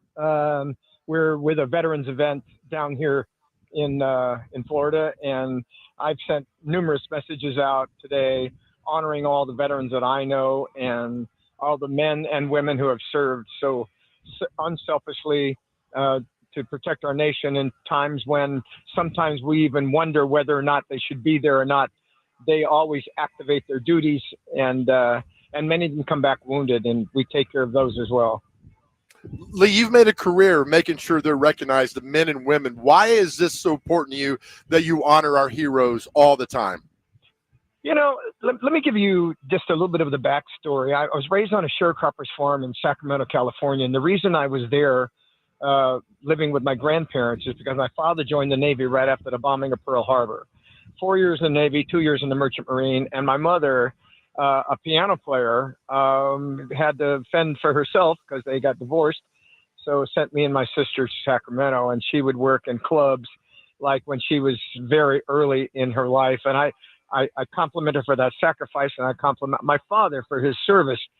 I, too, would work early in nightclubs, 14 years old, before I graduated high school and moved to Nevada for a 20-year tenure trying to learn what I had to do as an artist. But all of that time, USO tours were prevalent in my life. My first one was when I was 17 years old and went to Alaska for Almendorf Air Force Base. And then we toured all over the coast of California, where I'm from. And then in Nevada, flew with the Thunderbirds. And then after I got to Tennessee, we started flying with the National Guard there in Tennessee, went all over the world, doing over 16 USO tours worldwide, even with Bob Hope. And I think there was a point in my life where I realized it was more than a dedication to what I believe in. It was my responsibility, particularly after the release of my song in 1983. It was God Bless the USA, which became kind of a military anthem before anything else, and was used by the National Guard. Even I've sang for 10 presidents. I was a Reagan supporter from the very beginning, who eventually that became real obvious. But as a Christian, I always put God first. And I think that's why my song, God Bless the USA, has resonated for these 40 years. Lee Greenwood joins us now. I actually had the honor to see you perform that when you had your theater in Pigeon Forge way back when. Went with my grandparents, and it was pretty cool. But, I mean, did you – I know this is an obvious question, but did you think that the song would have the lasting impact that it has? I mean, it is literally played at any event honoring the military at any time. Did you have any idea that it would become what it has become? No, I mean, it was a gradual ascent, and events of the world kind of played into that a little bit, where, I mean, I know it was big at first, and it was Song of the Year in 1985 at the CMA, and I was honored by the entire community for that. But I think after the Gulf War, then the attack on America, and then President Trump using my song in a very consistent manner. I mean, I worked 4 different campaigns about other presidents, but not until President Trump elevated me past a national artist. I'm now an international artist, and we travel the world, and people recognize me and my song everywhere, and it gives me great humility. But I get these little videos all the time from kids that are like 6, 7, 8, where their grandparents had passed the song to their parents as a matter of a way to be patriotic. Then the parents pass it to their kids. And I get these little videos all the time where kids are singing my song at like 6, 7, 8 years old, waving a flag. Yes. In many places where the national anthem is inappropriate internationally, they will play God Bless USA because there's no restriction on that. So as things move forward, and they're still moving forward, as long as I can continue to sing, and tour the country and the world. I mean, I see it continually being in front of the framework of patriotism.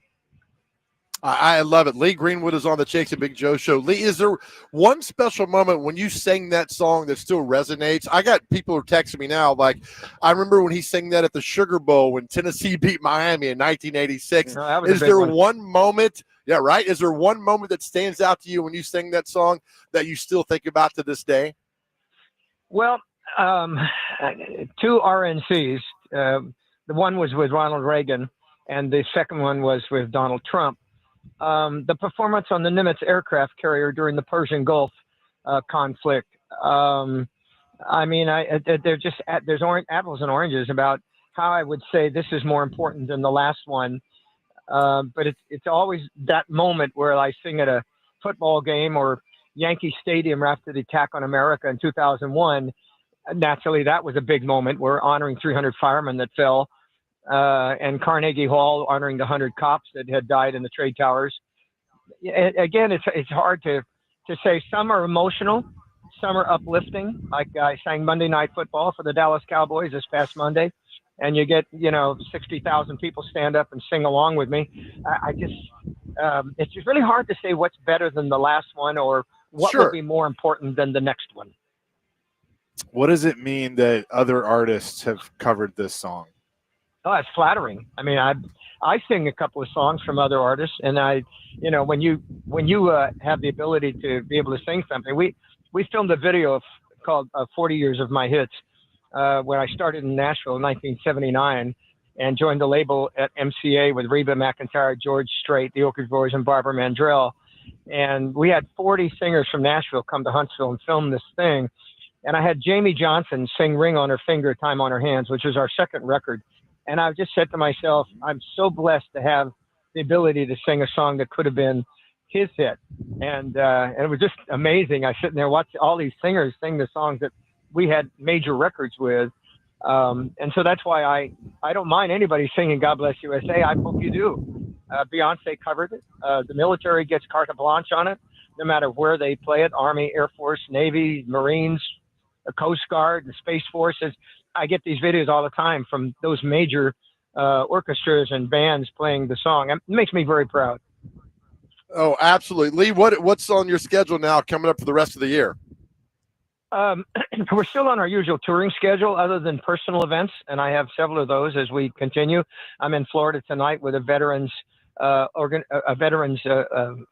tribute with an organization. I'll be back on tour in Indiana and Arkansas this coming week. And then we're going to do an event again in Florida next week honoring America. I have to just kind of wait and see what's going to transpire for 2026 and America's 250. My schedule will be pretty loose next year.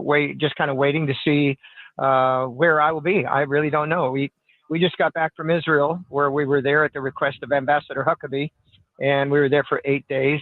I was also in Qatar with the president. So as things kind of move forward, I just kind of have to keep my schedule a little more loose next year than it has been. This year, we probably did 85, 90 dates on the road with my band, American Spirit. And we'll just see, what it holds.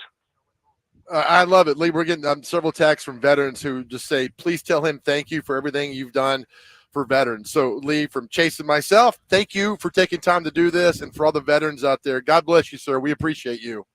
Well, thank you. I'm glad to be in Nashville, Tennessee, one of the greatest places on earth. Happy Veterans Day. Happy Veterans Day. Thank you, Mr. Greenwood. We appreciate it. All right. Lee Greenwood joining us on the program. That's a heck of a surprise. There you go, buddy. I don't know how you pulled that off. But had his name in the phone. I was like, you know what? We've talked to him in the past, but he goes out of his way to honor veterans every single day. Of course, we got Gary Sinise also in Franklin who does that on and on. So, again, our question of the day is, and we'll get to a lot of us in the next hour, tell us about your favorite veteran. We need to know a name and why they're special to you. We've had so many great emotional ones today on this Veterans Day. 615-737-1025. Call or text. We'd love to hear from you. Yeah, we'll do that in hour number 3. God bless the USA on this Veterans Day, live from the Marker Key West. Chase and Big Joe, 1025 The Game.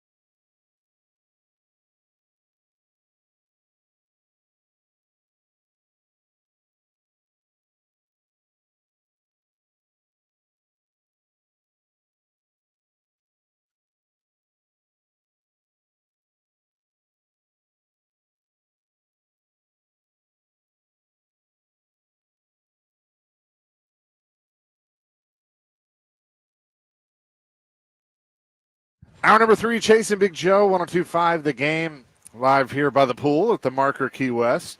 The sun's coming out. It's warming up a little bit, so more people have come out.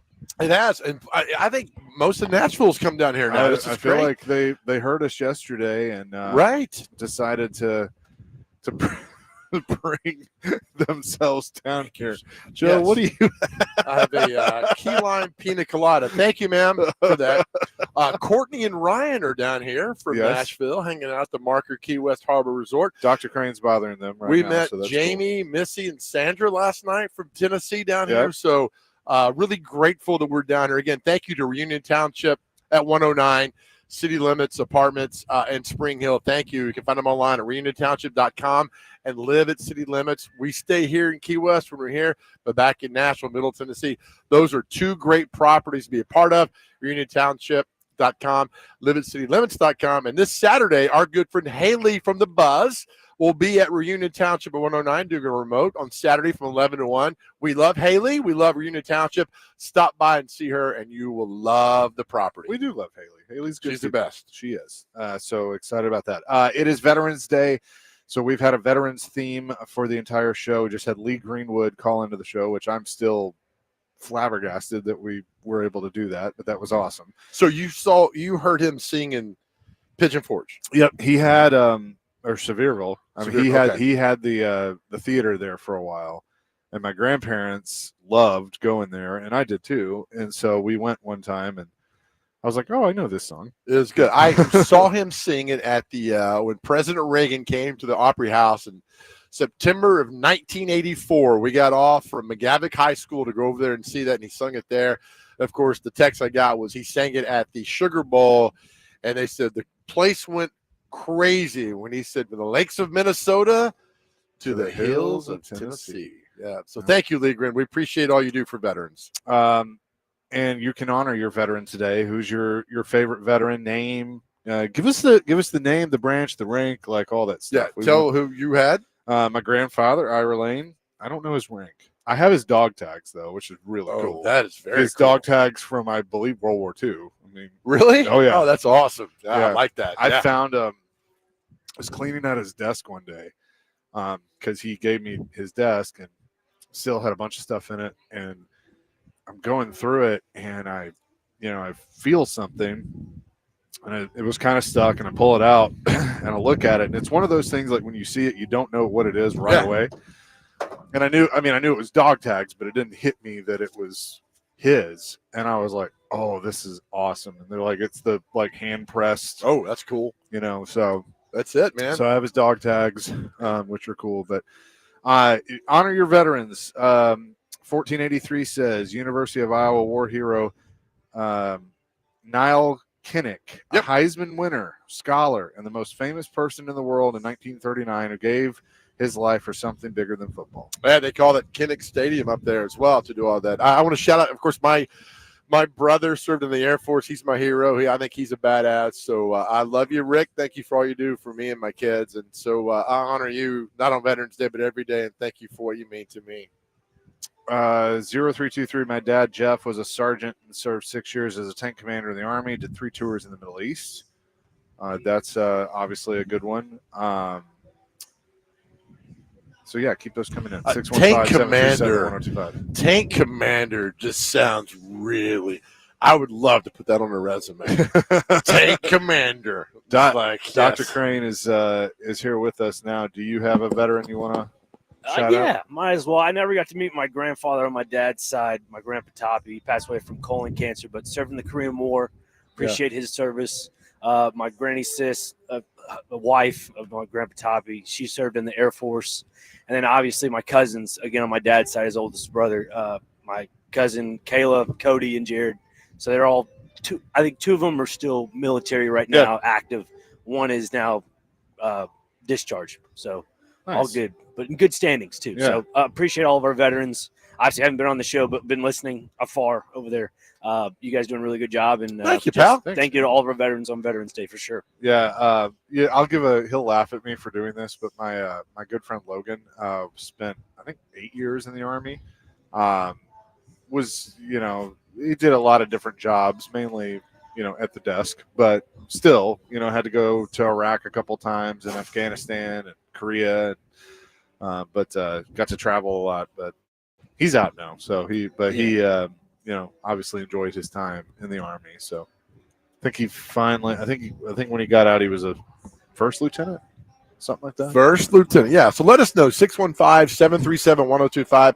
Who is your hero? And again, let us know, like Chase said, the name, rank, and what they mean to you and all that, because we could do hours on, and especially we love Fort Campbell just up the road from us in Nashville, and all the veterans. We had a great text earlier about a junior ROTC teacher, I think it was at West Creek High School, who has really molded a bunch of kids up there to love the country, love God, and just be model citizens in the world. I mean, angels every day that are doing that. So thank you to our veterans all over the world. David James, say what you just text me. So both my parents actually met in the United States Navy in Pensacola, Florida.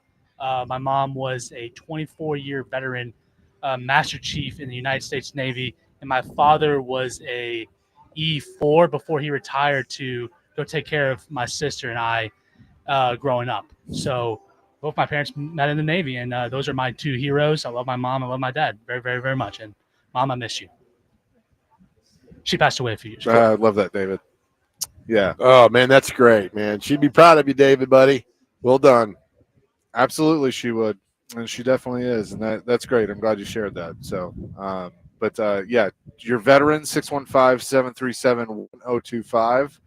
Is now, that's the second time today we got a little choked up on this Veterans Day. Right, you missed earlier, Dr. Crane. This guy texted in and didn't know that heard Chase's grandfather's name and remembered him from coming in the bank and being very gracious and very nice and helping him out and everything. Wow. We're all connected, man. It's a weird thing. All these God winks we get in our life, and we're all connected in some shape, form, or fashion. So it's really cool. And we're really great. I mean, for our radio show to be able to do that and talk to people and be a little off the grid and have some fun. So we appreciate all of our listeners. Thank you so much. Tom in Nashville. My dad volunteered at the age of 18 in 1939 and spent World War II based in Manchester, England, flying on bomber flights on the 17s over Europe. Oh, wasn't there a movie about that with? Maybe. I'm going to look that up. 8586 says, James Sonny Rippey, U.S. Army U.S. Army in Vietnam, better known as Grandpa. What's his name again? James Sonny Rippey. Nice.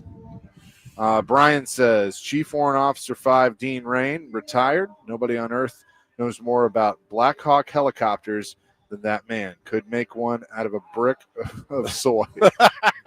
That's what a way to say that. That's very cool. Oh, that's fantastic. So keep those coming through throughout the rest of the show. As again, it's important to honor, and I brought up Bud Walters, our owner, who's a veteran as well. Air Force? Yeah, Air Force.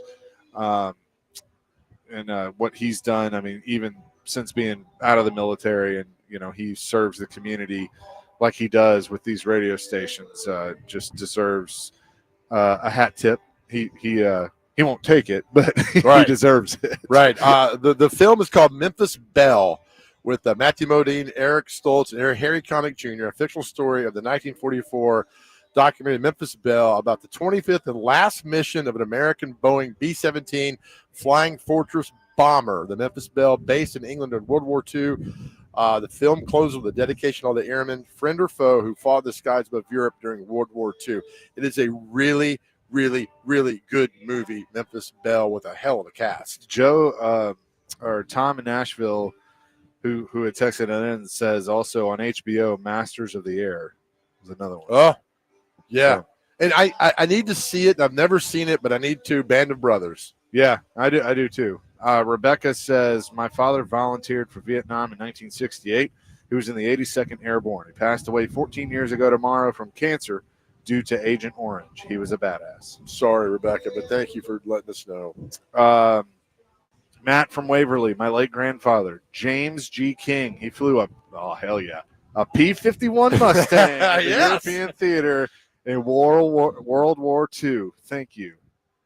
Yeah, P-51s, man. Let's go. Right? That's one reason why I like John F. Kennedy. I mean, he was the PT-109 and served in the Navy, and drifted in the Pacific for several days. We got picked up, and just all those. I mean, all these guys are just legends, man, and so grateful to be an American and them being part of our history. I wonder if there's a working P-51 anywhere.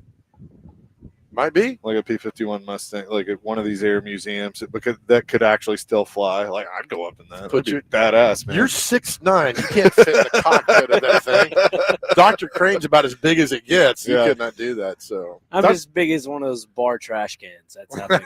No, Dr. Crane looks like he'd be a F-14 Tomcat pilot, like Maverick. It's possible. Why are you dressed like we're in the Alaskan tundra? Look, even though it's 67, 68 degrees, right? That wind is chilly, man. I got my little hat that has the fur on the ears. I cover my ears. I feel great. Okay, this is, you can think through the break on this, but in honor of this, what would be your call sign? Like Maverick or Iceman or it's good. I'm Big Joe. Very generic. I'm not anywhere near being a badass, but to have a nickname like that, I am as simple as it is. I gotta think. I gotta think for a second. Chaser. No, I'd have something better. The Big Humble. That suits you. You're Humble. the boss man. You're very humble. The Big Humble. The Big Humble. The Big Humble. Yeah. Cletus. Okay. Cletus. Just hey, Cletus. That's it. Big Humble right there, man. Ain't no local yokel gonna stop me. That's big good. Big Humble. 615-737-1025. Honoring your veterans will continue here from the Marker Key West. Chasing Big Joe, 1025 the game.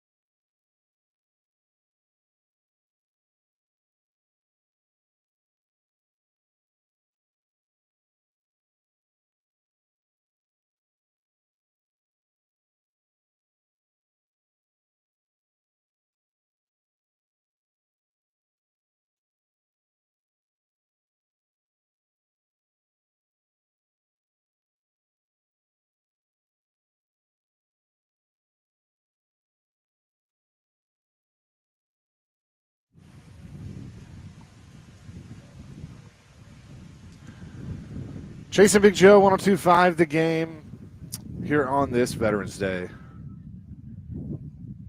Our guest just a little bit ago joining us, Lee Greenwood, with God Bless the USA. Taking your text, your calls on honoring your veteran. Stephen from Hendersonville did mention this. The P-51 Mustang at the end of Top Gun Maverick was actually Tom Cruise's personal plane. He loaned it to production specifically for that scene at the end of the movie. I forgot about that. That's very cool. Is Lee Greenwood called back, David? Yeah, I know, right? Lee is on the line now to talk about veterans. Lee, what's up? Hey, how you doing? Look, I We're met good. a guy back in 1984. I was a recruit at Parris Island. He was the first sergeant, so he was a high-ranking guy, Vietnam veteran. You thought the Marine Corps was modeled after this guy. So I met him. He was through boot camp. We weren't like friends. I mean, he was one of the drill instructors. So I got stationed at a place about 3 months later where he actually got transferred to, and began a relationship, a more of a working relationship. Still maintain contact with him today, almost 40 years later. His name was First Sergeant. He retired First Sergeant Timothy Phillips, Vietnam veteran, just the epitome of Marine. Since I moved to Tennessee a couple of years ago, I met another Marine here. I'm in the Middle Tennessee area, NC 49 between Pleasant View and Springfield. You'll see a monument this other Marine basically put on his property to honor military veterans. He was got wounded in Vietnam back in 1966, I think it was. He had got medically retired, but two Marines that come to my mind here on this Veterans Day. His name was Jim Rogers, Lance Corporal back in the day, but he was still a Marine, still loves the Marine Corps. And I appreciate what you guys are doing today by doing this for all the veterans. Thank you so much. Well, Lee, let me ask you. You were a recruiter at Parris Island? No, I was a recruit. I was a recruit, okay. Brand new Marine. So trying to become a Marine. And so I thankfully made it, served 4 years and loved it. But the first sergeant was a career Marine. He retired after 20-some years. But I still maintain contact with him today. So it's been good. That's beautiful, man. Thank you for sharing that. We appreciate you. Thank you, Lee. And thank you for your service as well, Lee. I appreciate it, man. Thank you guys so much.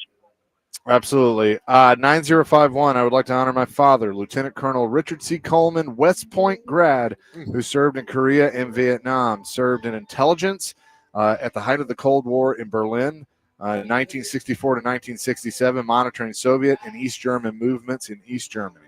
Boy, I bet he's got some stories. Bad-ass. Some stories right there doing that. He lost me in intelligence because I couldn't be in that.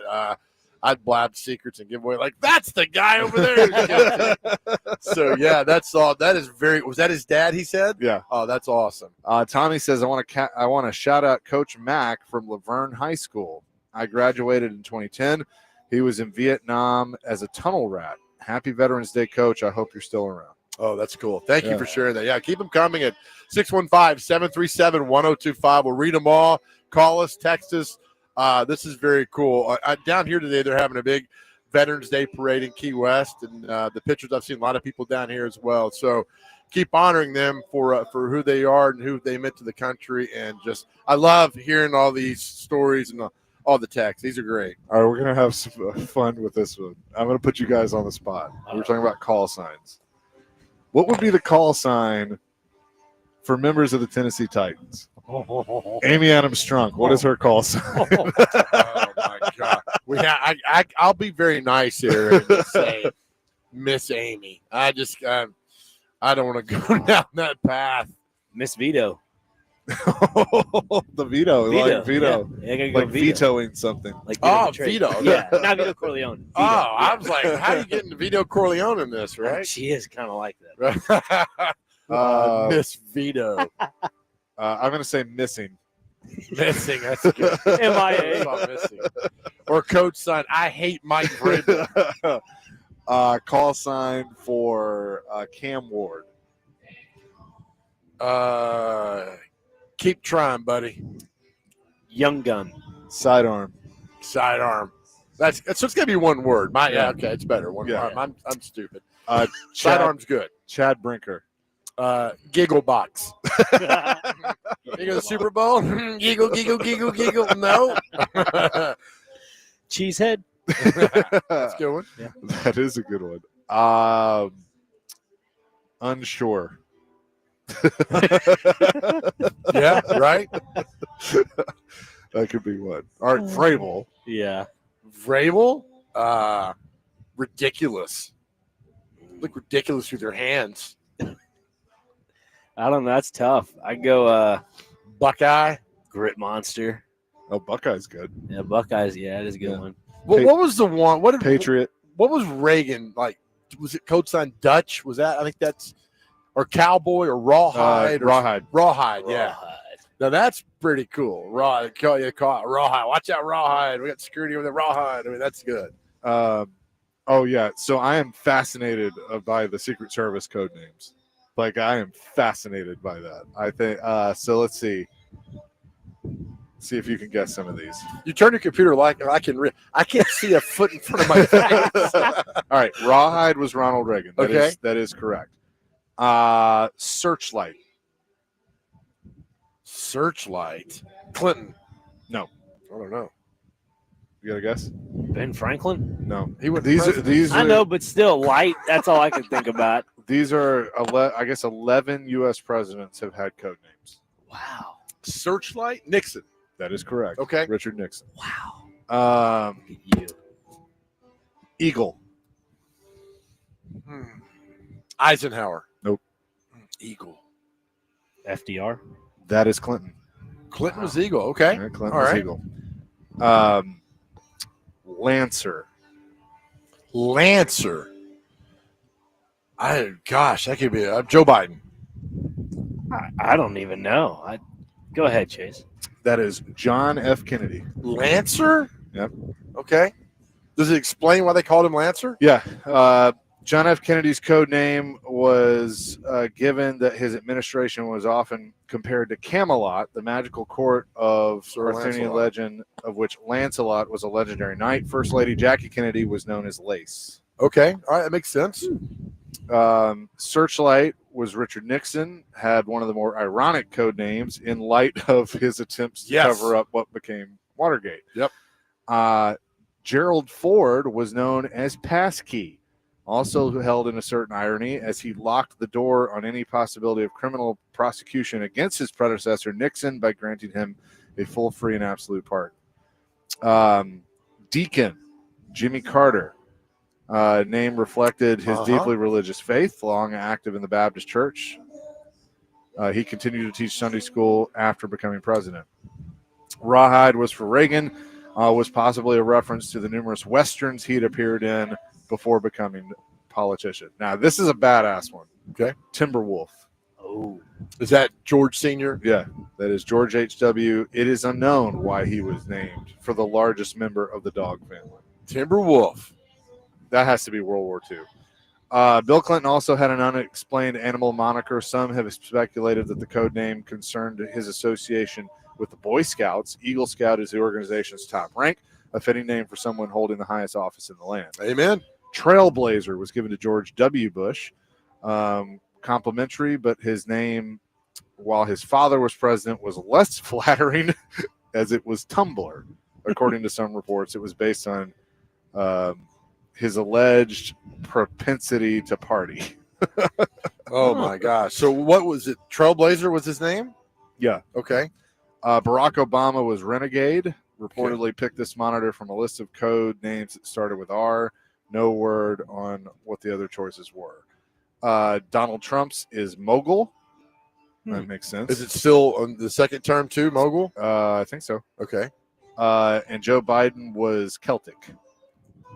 I In reference to his Irish heritage. I like that. Okay, now this all makes more sense. So now what would you – okay, I like – so one word to describe you. Yeah. Yep. What would it be? Now that you get your snoring under control, we're good with that. Good Lord. Like Queen Mary coming into the court. My Lord.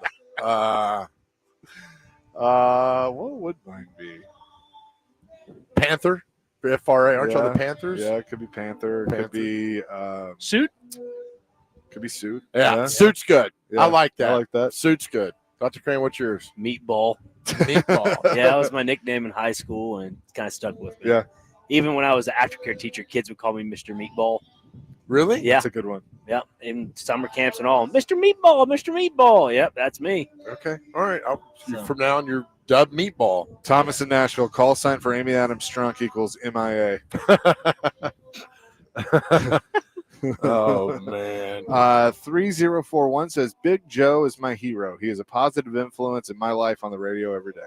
Well, appreciate that. I did not send that in. So thank you, 3041. I appreciate you. 2459 says, shout out to my dad. He served He served a long time in the Navy. I don't know exactly what he's saying. Retired senior chief of command, joined in 1958, served while all the stuff went down in Beirut. Yeah, I think that's was that in 83 when a car bomb killed 200 and something U.S. Marines there. So God bless them. It's tragic, man, but thank God they're on our side. Amen to that. We'll continue coming up next from Key West, the marker Key West, here on the Chasing Big Joe Show, 102.5 The Game.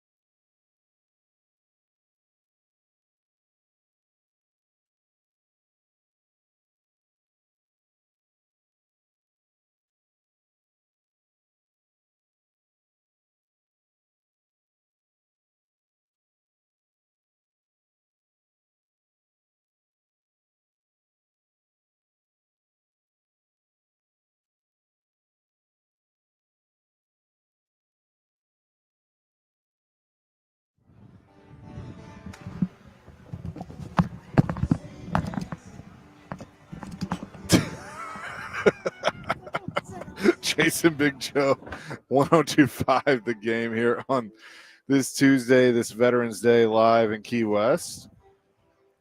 Joe was over signing autographs. I was. Hey, shout out to my good friend Charles Ladd. Charles, you're listening. You're a veteran. God bless you, brother. You and your beautiful family. Thank you for your service, Charles, and for listening every day. We appreciate you, Charles Ladd. Indeed, we do. I'm now down this rabbit hole of code name or CA code names by the Secret Service because they have them all for vice presidents and everything. JD Vance is Bobcat. That's pretty cool. I like that one. Cool, yeah. Bobcat. Dick Cheney was Angler. Pence was Hoosier. Kamala was Pioneer. These are very cool. Al Gore was Sundance and then also Sawhorse. I don't think you shouldn't be allowed to get to change it. You got to stick with I one. think they changed it. Okay. Dan Quayle was Scorecard or Supervisor. Okay. Scorecard for like golf? That's the only thing come to my brain. Yeah. Walter Mondale, your favorite, was Cavalier. Walter Mondale. That's the joke all the time because like I've been wrong since Mondale, and the contact says Mondale lost every state but one in the election. What was it again? What was his name again? Cavalier. Cavalier. Okay. Yeah. Nelson Rockefeller, Sandstorm. Sandstorm's good. Spiro Agnew, Pathfinder. So I think of all those, Rawhide's the best. Rawhide is definitely the best. You're not gonna because I think that fit his persona. Renegade's not bad. Who was that again? Obama. Okay, that's not bad. George W. Bush says Tumblr, later Trailblazer. All right. And then like Laura Bush was Tempo, Barbara was Turquoise, Jenna was Twinkle. They kept them all the same first letter. That's cool. Does Melania have one? Melania, yes, she does. She is Muse. Oh. Don Jr. is Mountaineer. Ivanka is Marvel. Eric is Marksman, and Jared Kushner is Mechanic. Do you have to? You think you get quizzed on these? I'd fail. Probably. What's Baron? I don't know what Barron's is. He's got to have one. 6'10". What would that be? Tower. Giants, yeah. Maybe. Towers. This is kind of like the Wonderlic test for presidents and vice presidents. Yeah. We would fail. I wouldn't know. I mean, we know Rawhide. That's it. Still get drafted in the second round. Yeah, as well. Right? Yeah. All right. 1847 says Amy Strunk, call sign blank. Right. Let's see. Amy's call name equals error. Did you already shout out Charles Ladd? Yeah. Yes. Okay. All right, good. Just making sure. I know it's just 2 words. What about double bird? That would have been Bud. Oh, that's a good one. Yeah. Well, they do some doubles. You know what's funny is you bring that. I was on the field that day when he did that because they're playing the Bills. It's November of 2009, and he did it, and nobody. It kind of like what?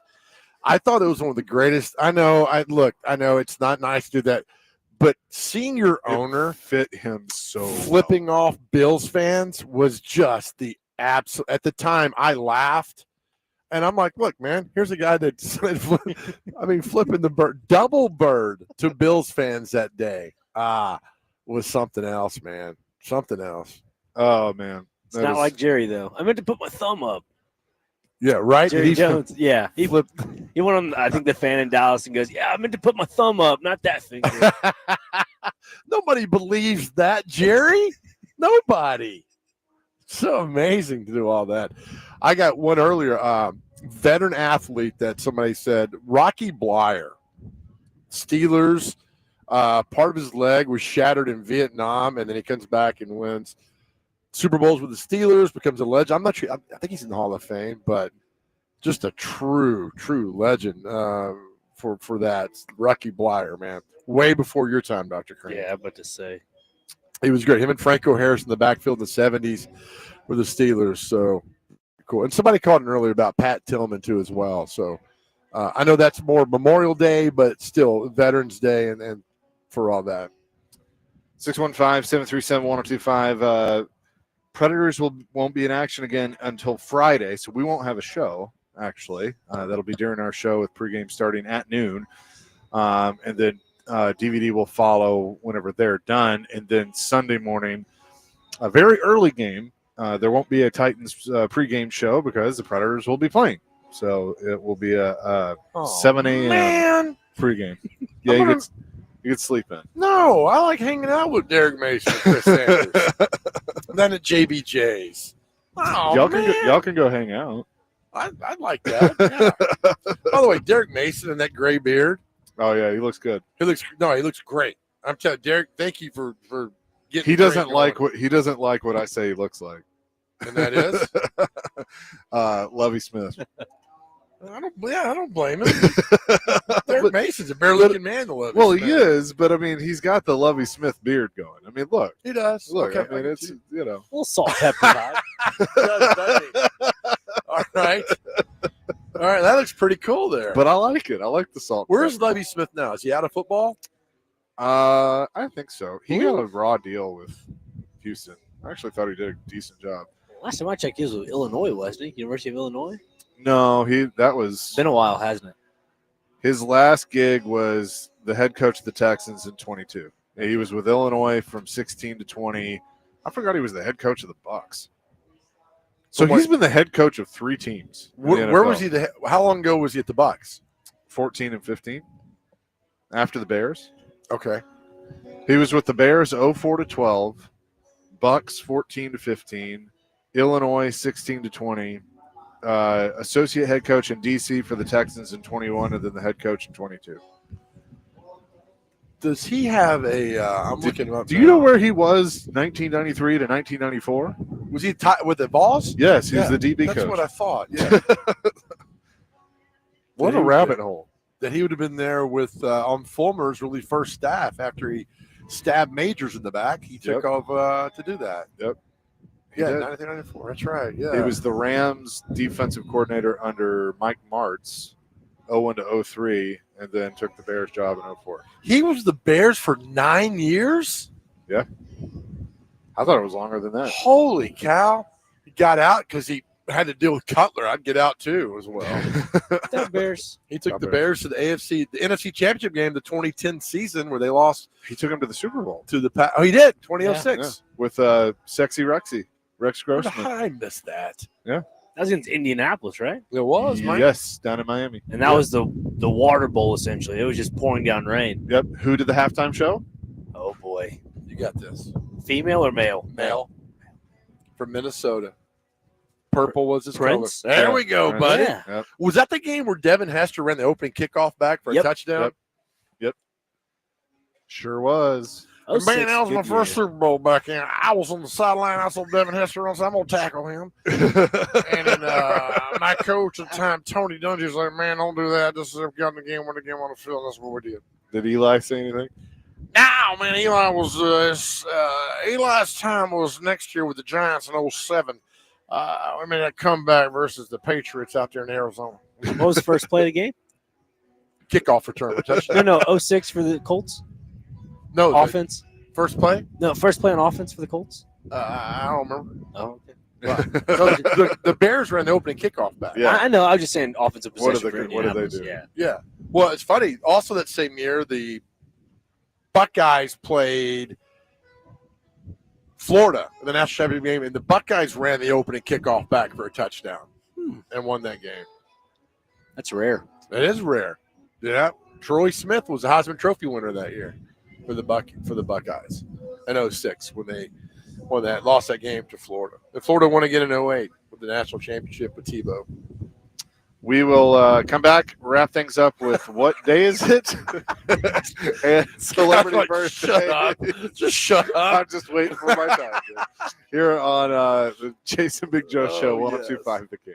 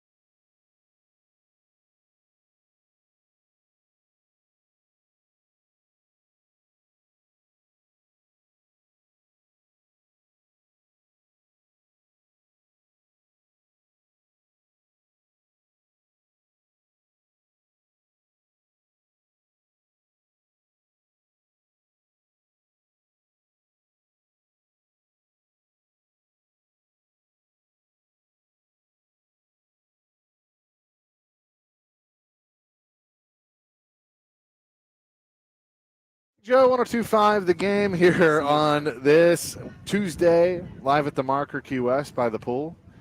We've met a lot of fun people. Just met a couple from Michigan. Yeah. Grand Rapids. A lot of Chicago people. Yeah, a lot of Chicagoans down here. Well, so we escape them and everything. We got a couple from Nashville. That's right. Again, thankful to the reuniontownship.com, City Limits Apartments, livingcitylimits.com for allowing us to come down here. The Roxy 8 Theater in Dixon. Thank you, Belinda, for being a part of this. We appreciate you. And, of course, the Nashville Cats.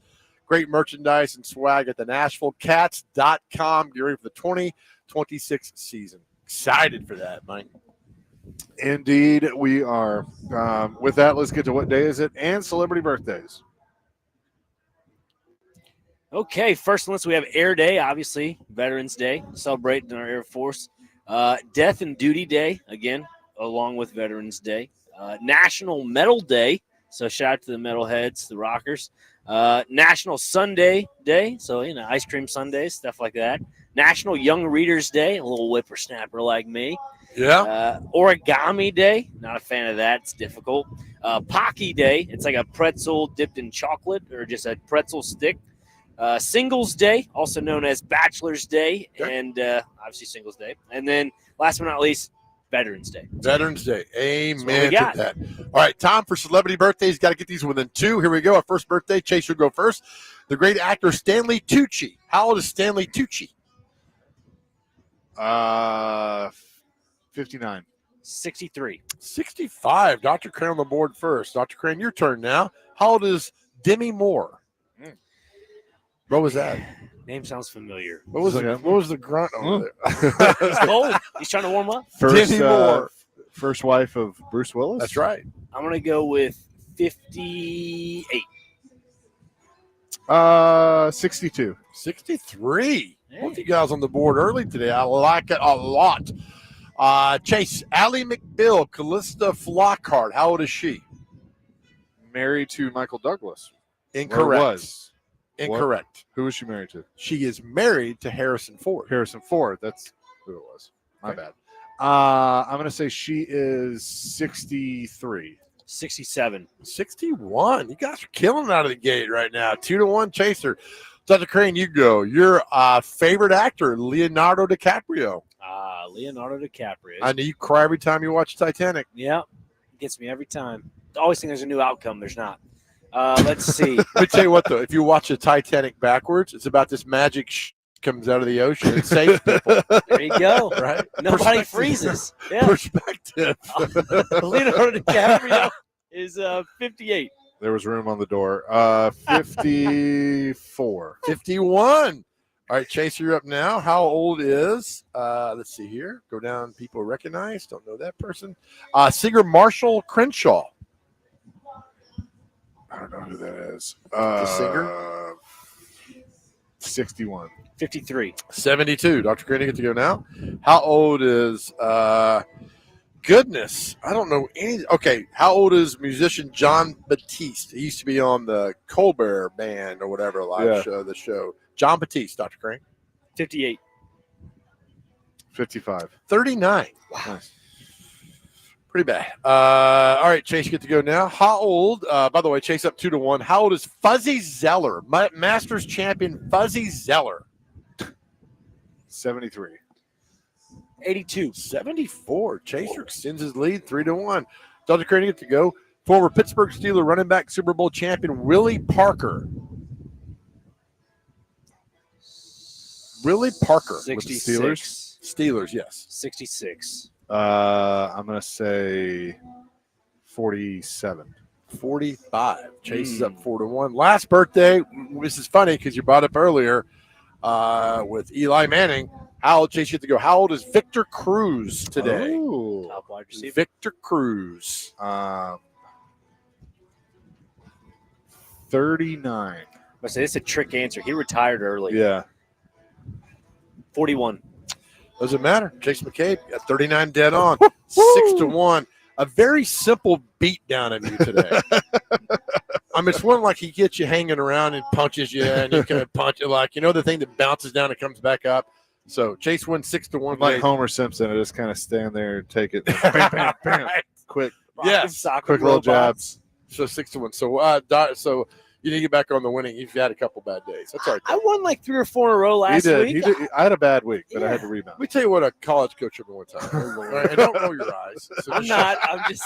If what you did yesterday still looks good today, you haven't done much. You're right. Can't be complacent. How many Gotta do times he one told thing me that, and I was like, please shut the hell up. It's all the time. Then he said, at the end of the day, if you look in your mirror and say, I gave you everything I had, you've had a good day. Be 1% better. That's right. All right, James Franklin. That's right. What was his thing? 6 seconds or whatever it was? Yeah, no, we're trying to go 1-0 every week. Trying to go 1-0 everywhere. Yeah, that's Yeah. it. Yeah. That's what a lot of people say at the bars on Friday. 10-10 goes. Is Dr. Crane as bad at stand-up as he is at the birthday game? Yeah, you're pretty accurate, man. Yeah. I mean, my comedy act's as short as me. We're proud of you for last night for getting up there because like a minute and a half in, you're like, I don't know what'll be up here. I went 20 minutes and did not feel like it was 20 minutes. That's what she said. Yeah. Hey, a happy Veterans Day. Thank you to all the men and women of our armed forces, both still with us and those that are not anymore. But we appreciate your service and the honoring of veterans today. Think a veteran, whether they're in your family or not, but we appreciate you and everybody that participated today, and to Lee Greenwood for joining us as well. Well, it was very rewarding and warming seeing all the text messages that came in today. So thank you for honoring those veterans who mean the world to you, and on the phone calls. You know, as we leave every show every day, we talk about mental health and to our guys out there. And if you are struggling, you need to talk to somebody, please reach out to us or your cell phone instant. You can dial 988. Immediately somebody's there to talk to you as well. You can text as well. We've got help on the Chase and Big Joe show. You can find that on theGameNashville.com. We tell you every day that your journey is a beautiful journey. You don't have to compare yourself to anybody else in the world. God made you perfect. Please understand that. Please understand how special you are. We love you. If you need help, please reach out to us. Remember, we love you. More importantly, and please know this, more than anything else in this world, God loves you. Amen to that. Peace, love, rock and roll DVD is coming your way next. We're back at it tomorrow at noon here on 102.5 The Game.